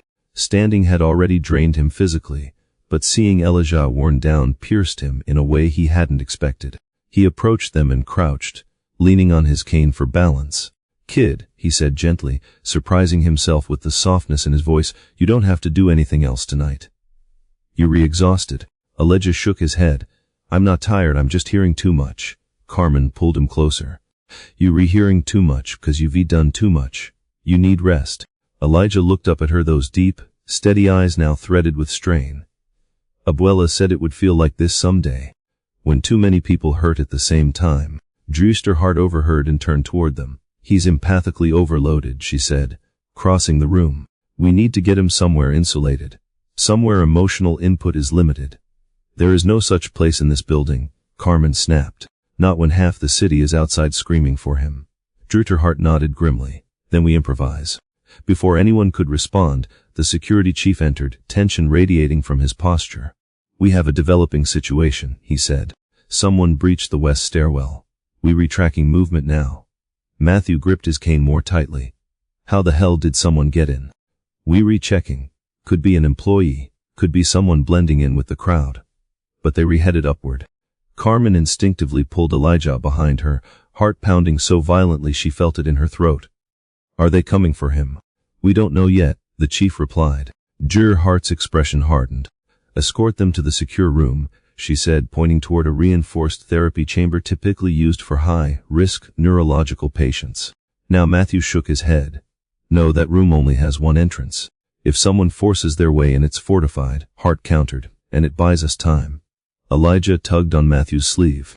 "They're not afraid," he whispered. "The person coming, they're not afraid at all." Matthew exchanged a sharp look with Janitor Hart. Only someone confident in their purpose or protected by a powerful organization would move this boldly through a restricted building. The security team guided Matthew, Carmen, and Elijah through a side hallway rarely used. As they walked, alarms beeped intermittently, each sound marking another breach in the Institute's perimeter. Carmen kept Elijah pressed to her side while Matthew positioned himself on the boy's other flank, cane ready to swing if needed. It wasn't much of a weapon, but the determination in his eyes made it feel like one. As they neared the secure room, a figure stepped into the hallway from the opposite end. The guards moved instantly, forming a barrier, but the stranger raised both hands calmly. He wasn't large or intimidating, mid-40s, dark coat, corporate badge clipped discreetly to his pocket. His face was forgettable in the way that made him dangerous. People like him were trained to move without attracting attention. Matthew recognized the logo on his badge immediately, Stratton. The same company the man in the SUV represented. "Mr. Walker," the stranger said, unfazed by the weapons drawn on him. "I need a moment of your time." "You trespassing," Matthew growled. "Get out." "I'm here under instruction from several of your premium investors," the man replied. "They're concerned about the liability and reputational risk of the current phenomenon." He glanced at Elijah. especially regarding the child. Carmen stepped in front of her son, shaking with fury. "He is not your concern," she said. "He doesn't belong to any of you." The man tilted his head, studying her as though evaluating a file. "Mrs. Morales, your son's abilities, whatever they are, pose significant risk to multiple national sectors. Pharmaceutical companies, neurological research foundations, insurance systems, disability networks. All of them face disruption if this continues unchecked." "Good," Matthew snapped. "They deserve it." The man's eyes turned cold. "Walker, you of all people understand the consequences of destabilizing markets. Billions of dollars, millions of jobs, international partnerships. Your progress jeopardizes all of that." Matthew stepped forward, cane tapping the floor like a declaration. "My progress? That boy saved me. He stood me up after 5 years. And you think I care about protecting the comfort of billionaires who profit off suffering?" The man exhaled slowly. "This is bigger than you. Or him." Elijah peeked around Carmen, eyes narrowing as if peering through the man's demeanor rather than at it. "You don't care about them losing money," he said quietly. "You're scared of losing control." A flicker of irritation cracked the man's composure. "Child, you don't understand what's at stake." "I do," Elijah said. "You think if people see what I can do, they won't listen to you anymore." Carmen pulled him back gently, but the words had landed. The man straightened, adjusting his coat. "You're too young to grasp the consequences of your actions. So let me state this simply. If you continue, forces far more powerful than me will intervene. They won't negotiate. They won't ask permission. They will neutralize the threat." He glanced deliberately at Elijah. Carmen's breath hitched. Matthew felt something dangerous rise in his chest. The man gave a final nod to Matthew.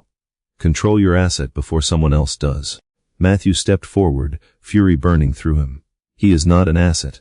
And if anyone comes for him, they'll meet me first."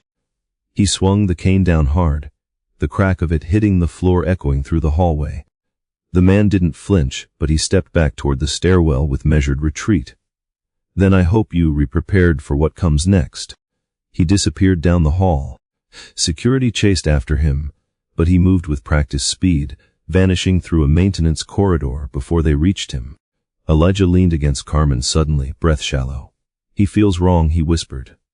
"Like something heavy is following him." Carmen held him, terrified. Matthew clenched his jaw. "Not anymore," he said. "From now on, no one touches this boy. No one approaches him. No one threatens him." Jutta Hart appeared at the end of the hall, having tracked the commotion. When she saw the look on Matthew's face, she didn't ask what happened. She simply nodded, understanding that the stakes had risen again, higher than anyone had expected this early. "Get them inside," she instructed. "We secure this floor now." As the guards led Elijah and Carmen toward the fortified room, Elijah looked back once at Matthew. "Something bad is coming," he murmured. Matthew swallowed, feeling the truth of those words spread through him like cold water. "I know," he said, "and we'll be ready." But in the shadows of the stairwell where the Strataton man had vanished, the next stage of the threat was already unfolding. The fortified therapy chamber normally used for patients prone to seizures or severe neurological episodes had been hastily repurposed into a refuge. Thick reinforced walls, sound-dampening materials, and a biometric lock made it the safest space in the institute. But as Carmen and Elijah stepped inside, the room felt less like protection and more like containment. The overhead lights glowed softly, reflecting against polished steel and sterile medical surfaces. Machines hummed with low vibrations, tracking vital signs and environmental conditions. It was a controlled, clinical haven, but the tension that followed them twisted the air into something tight and uneasy. Elijah sat on the padded table, legs dangling, eyes unfocused. His breathing had become shallow, chest rising and falling too quickly. Carmen brushed her palm across his forehead, checking for fever, though she knew that wasn't the issue. His skin felt warm, but not sick, warm, more like energy brimming beneath the surface. "You reshaking me, Joe?" she whispered. "Tell me what's happening." Elijah pressed both hands over his ears, though no sound filled the room. "It's too loud," he murmured. "Not like before, it's everywhere." Carmen's heart clenched. Luz had warned her that the gift often expanded in moments of crisis, that emotional pressure from others could overwhelm a young healer. But she had never imagined her son would face the emotional weight of an entire city pressing against him at once. Matthew entered with Jutta Hart and the security chief. His posture was tense, but his steps were firmer than the day before. The cane clicked as he approached Elijah. "How is he?" he asked quietly. Carmen shot him a worried glance. "He feels like everyone outside is standing in this room." Her heart moved closer, carefully observing Elijah. "He's experiencing reactive empathic overload," she said. "His ability isn't just physical, it's perceptive. And the more stress builds outside, the stronger he reacts." Elijah shook his head vigorously. "No, it's not just them. Something else is happening. Something is pulling at me." Matthew crouched slightly, adjusting to balance his weight. "Pulling how?" Elijah looked at him with eyes too deep for a 10-year-old. "Like I'm supposed to help someone right now. Someone different. Someone important." Matthew straightened, turning to the security chief. "Any new breaches?" "Nothing inside the third floor," the chief reported, "but the lobby crowd is turning aggressive. People are demanding access. Some say they'll break through if we don't let them in." Carmen's grip tightened on Elijah's shoulder. "He's a child. He can't fix the entire world." Matthew's jaw tensed. "No one expects him to. But someone wants him to, and they're pushing their pain so hard that he's feeling it." Elijah's small hands curled into fists. "It's not one person, it's a lot of people. But one feels different. Stronger." Hart's eyes narrowed. "Different how?" Elijah's brow tightened. "Like someone who doesn't want help, but needs it. Someone with power." The room fell into a heavy tension. Matthew exchanged a sharp look with Hart. Could it be the man from Stratton? Hart shook her head. "Those people don't admit need. They move with agenda, not desperation." "Then who the hell is this?" Robert Hayes said from the doorway he'd arrived unnoticed, still carrying the stress of the conversations he'd had with investors and legal advisors. Elijah looked toward the far wall as if seeing through it. "He's hurting, not like a broken bone. More like something inside him is cracking." Matthew felt a phantom echo of recognition. He knew that type of pain, the emotional kind that lived deep beneath scars and accomplishments and bravado. But this presence felt unfamiliar and looming, carrying weight that didn't match any person in the building. Suddenly alarms flashed on the security panel. A live feed from the rooftop camera displayed a helicopter circling the institute, its spotlight sweeping across the parking lot. It wasn't media. The aircraft was too sleek, too unmarked, too intentional. Matthew gripped his cane like a weapon. "Who is that?" The security chief zoomed in. "The tail number is blocked. Be private. Could be government. Could be someone wealthy enough to bypass airspace restrictions." Dreer.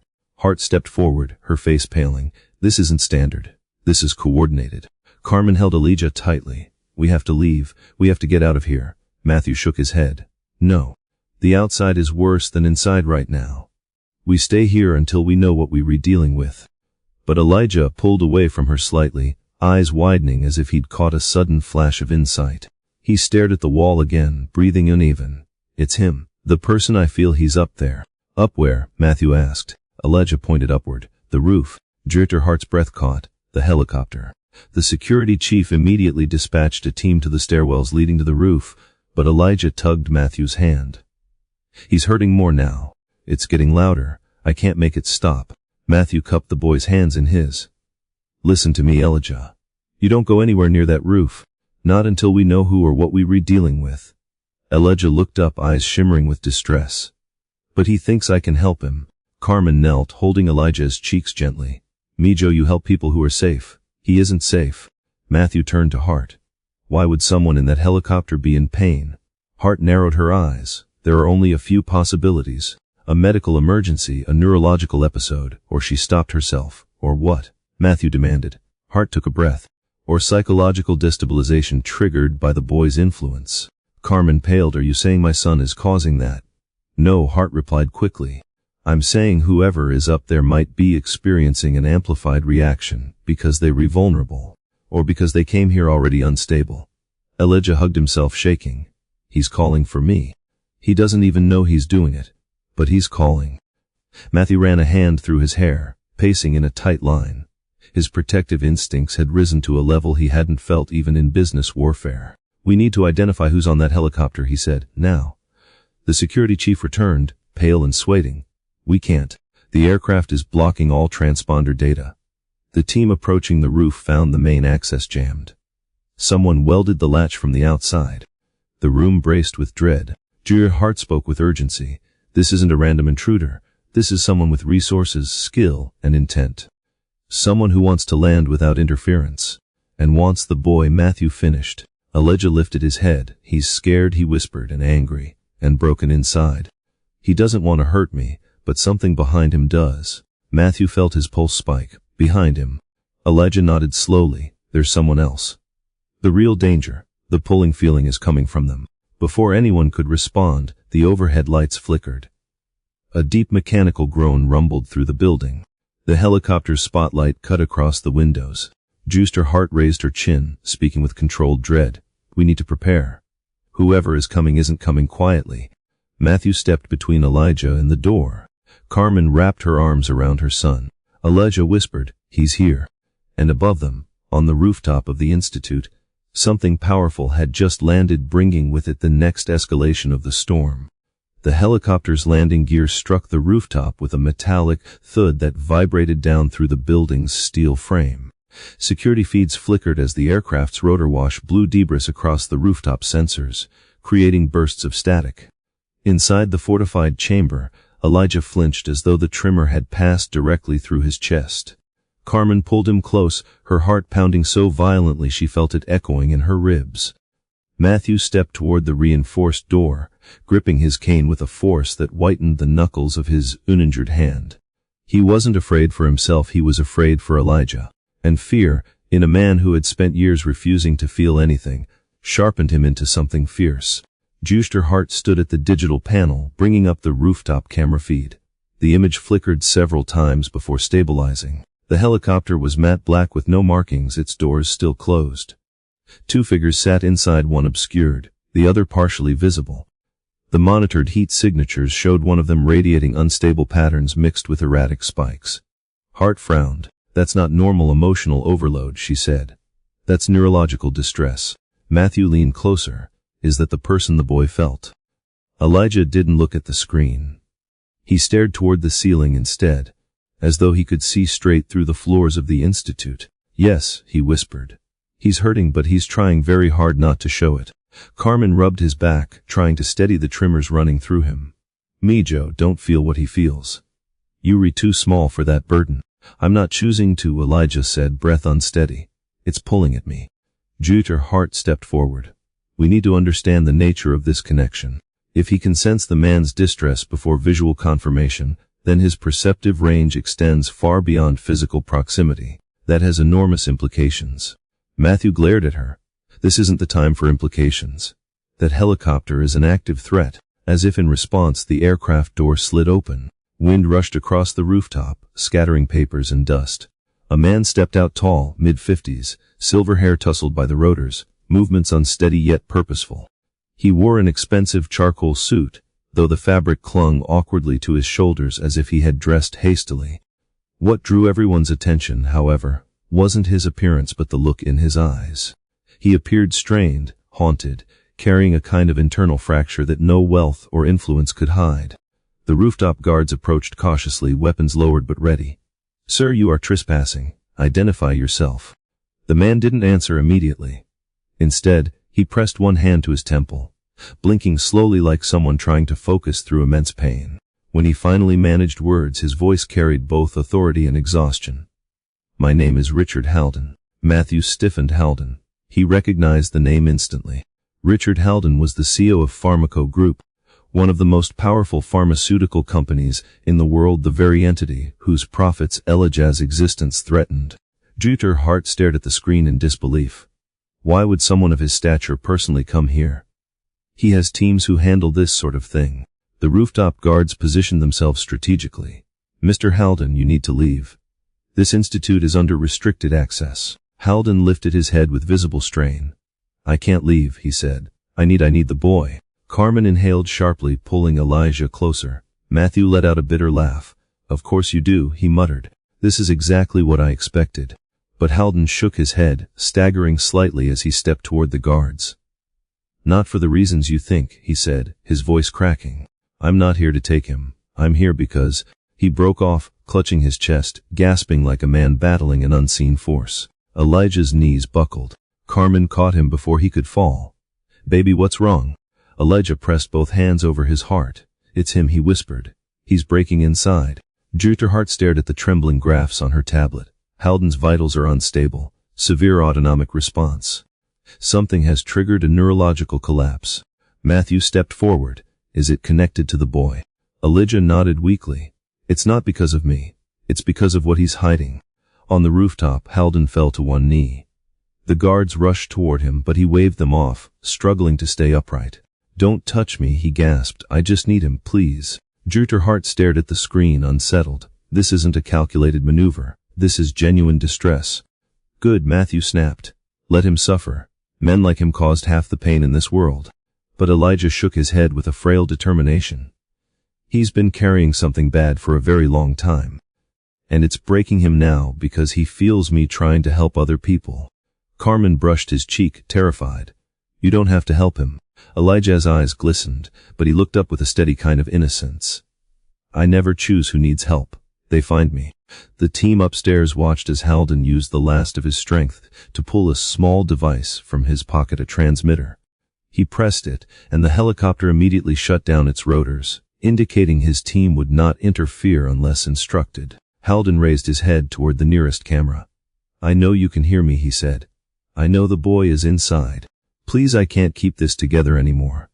If he doesn't help me, I will die tonight. The words hung heavy. Matthew whispered, is this real or manipulation? Janitor Hart studied the biometrics. His heart rate is erratic, cortisol levels through the roof, nervous system near collapse. If this is acting, he deserves an Oscar. Elijah stepped off the table, legs wobbling. I have to see him. Carmen grabbed his arm. No, absolutely not. That man is dangerous. He's not dangerous right now, Elijah said. He's scared. Matthew blocked the door. Kid, listen me, if you go up there, you will be surrounded by people who do anything to control you. You don't know what you're walking into. Elijah met his eyes with surprising strength. I know exactly what I'm walking into. Hart inhaled sharply. If the boy's right, then Halden's breakdown could trigger something catastrophic. If he dies publicly on that roof, the conspiracy theories alone will explode. The boy might be the only one who can stabilize him. Matthew clenched his jaw. He hated the idea of letting Elijah take any risk, hated the powerlessness creeping through him. But Elijah stepped close and placed a hand over Matthew's heart. Instant warmth spread. You're afraid for me, Elijah whispered. But I feel stronger when you re-near. Matthew swallowed hard. Kid. Carmen began to cry quietly. Me, Joe, don't go near that man. Elijah hugged her. I'll be okay. I have to help him. If I don't, something worse will happen. Janitor Hart straightened. Mr. Walker, the decision ultimately belongs to the mother. Carmen trembled, torn between fear and the knowledge that her son had always walked a path she couldn't stop. Luz had faced the same agony watching a gift unfold in ways no parent could fully protect. She kneels, cupping his face. If you go, I go with you. Elijah shook his head. No, I need you safe. He turned to Matthew. Will you take me? Matthew froze. Carmen gasped. Hart stared. The request wasn't just practical, it was trust, deep, instinctive trust. Matthew exhaled shakily. If I take you up there, I don't let go of you. Not for a second. Elijah nodded. Okay. Matthew turned to the security team. Prepare the route. Clear the stairwell. We're going to the roof. Hart looked alarmed. Walker, this is madness. No, Matthew said, cane in hand, shoulders squared. This is purpose. As they approached the fortified door, Elijah whispered one final warning. He's not the only one up there. The stairwell leading to the roof felt unnaturally narrow, as though the walls themselves were holding their breath. Matthew moved up each step with practiced determination, ignoring the burn in his recovering muscles. He kept one hand on the railing and the other firmly around Elijah's small shoulder. The boy leaned into him not out of fear, but as if anchoring himself to something steady amid the whirlwind of emotions battering him. Behind him, Carmen followed closely with Janitor Hart, 2 guards, and the security chief bringing up the rear. The group felt like a mismatched convoy, mother, healer, billionaire, scientist, protectors, all bound together by a crisis none of them fully understood. The higher they climbed, the stronger the pressure became on Elijah's chest. He paused once, gripping Matthew's shirt with trembling fingers. He's very close, he whispered.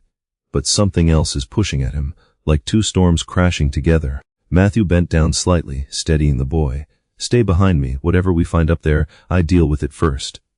Carmen's voice cracked. Matthew, please, don't make him go any farther. Elijah shook his head softly. I'm okay, ma'am.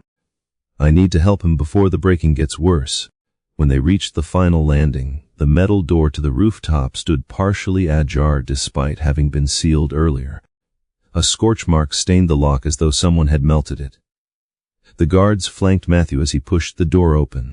The helipad stretched before them under the glow of emergency floodlights, wind still rippling from the recently powered down helicopter. The aircraft sat like an ominous shadow against the skyline, its dark frame blending almost seamlessly into the night. Richard Haldon knelt near the rail, clutching his chest, sweat dripping down his forehead even in the cool air. He looked frailer now, as though the rooftop elevation had drained him further. But Matthew didn't focus on Haldon first, he focused on the second presence. A man stood near the far end of the helipad, partially hidden by the helicopter's tail. His posture was unnervingly calm. He wore a fitted black coat and simple gloves, no identifying insignia. His stance, feet planted firmly, shoulders squared, was the kind of posture that belonged to someone trained. Someone confident in dangerous environments. Someone who expected resistance and who expected to win. Elijah's breath caught. "That's who I meant," he whispered. "He's the one behind the pulling." Matthew stepped in front of the boy immediately. "Who are you?" he demanded. "State your purpose now or security will remove you." The man turned his head slowly. His face was clean-shaven, features sharp, eyes cold enough to chill the air around him. "You don't need my name," he said, voice measured and calm. "You only need to understand that the child poses a threat that cannot go unchecked." Carmen let out a trembling gasp. Matthew tightened his grip on the cane, ready to strike if needed. "Threat to who?" he growled. "Your employers, your profits, your illusion of control." The man didn't flinch. "To the world," he said simply. "Your recovery is only the beginning.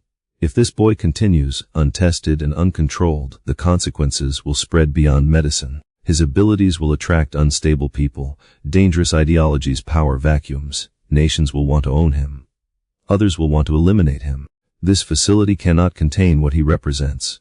Jutta Hart stepped forward, her voice cutting through the wind. "I know your type. You work for Stratton, and you here without authorization." The man tilted his head slightly. "My authorization doesn't come from paperwork. It comes from necessity."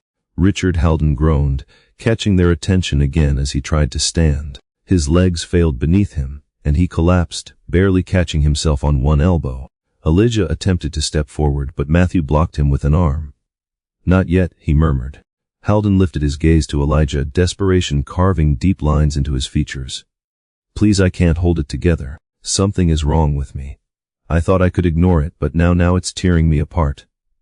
The man in the coat spoke again coldly. "His condition is internal, psychological. You cannot help him. His suffering is his own making." Elijah shook his head. "No, that's not true. He's hurting because he's been lying to himself, and to everyone else. Something inside him is poisoned." Haldon released a ragged breath. He knows something I never told anyone." The suited intruder stepped closer, the floodlights reflecting off his dark coat. "And that is precisely why he must not be allowed to speak to you, boy. You reveal too much. You threaten too much." Matthew moved forward, placing himself directly between Elijah and the stranger. "You take one step toward him, and I will put you down." The man smirked faintly. "Move aside, Mr. Walker. You re-injured, emotionally compromised, and in no condition to confront me."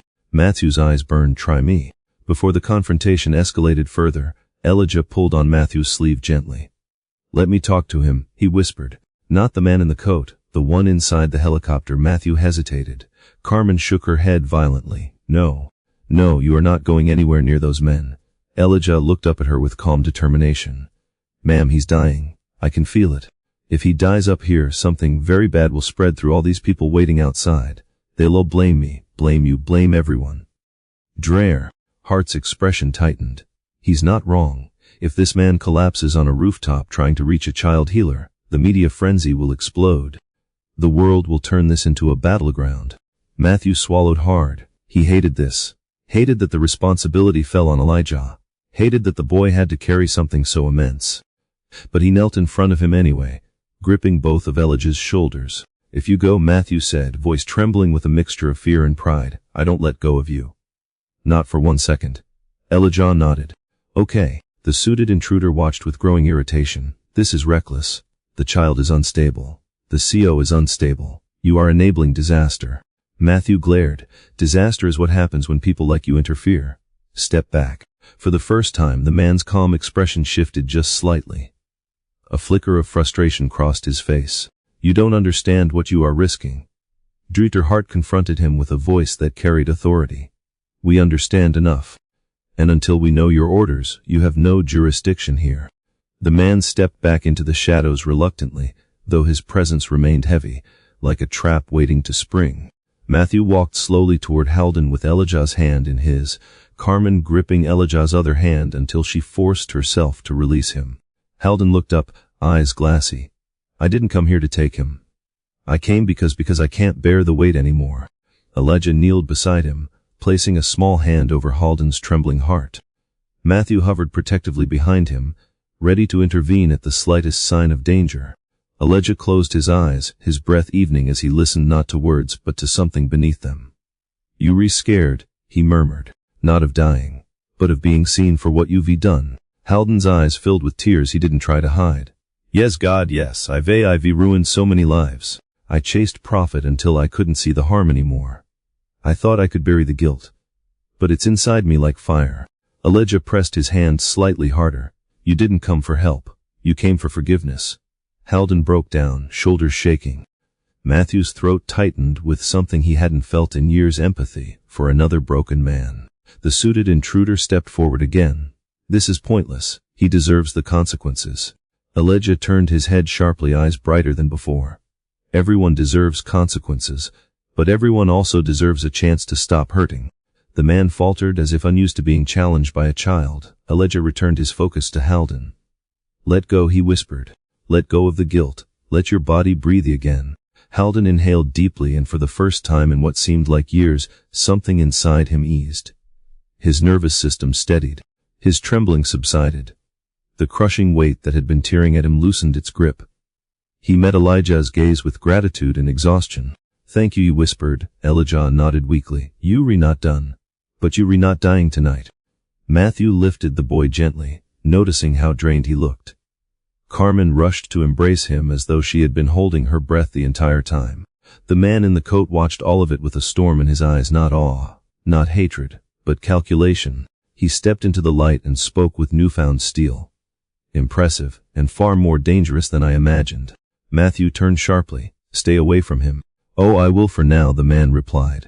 But understand something clearly. If this boy continues to reveal what he can do, the world will not let him remain a child. And neither will the people I work for. He stepped onto the helicopter, as casually as if leaving a meeting that had concluded exactly as expected. As the aircraft lifted off, Elijah looked up at Matthew with pale cheeks and tired eyes. He's not finished, the boy whispered, and someone worse is coming. Matthew tightened his hold. So are we, he said. And the rooftop lights flickered as if the building itself understood that the storm had only begun. At its core, the story teaches that extraordinary gifts often come wrapped in extraordinary burdens. And those who possess the ability to heal others are often the ones who carry the heaviest weight. Elijah's journey reveals that compassion is not a simple act, it is a force that disturbs systems, challenges power, and exposes truths that people would rather ignore. His gift shows us that healing is not only about restoring bodies, it is about confronting wounds that society has learned to hide. Through him, we learn that transformation does not come quietly. It arrives with resistance, disbelief, fear, and often danger.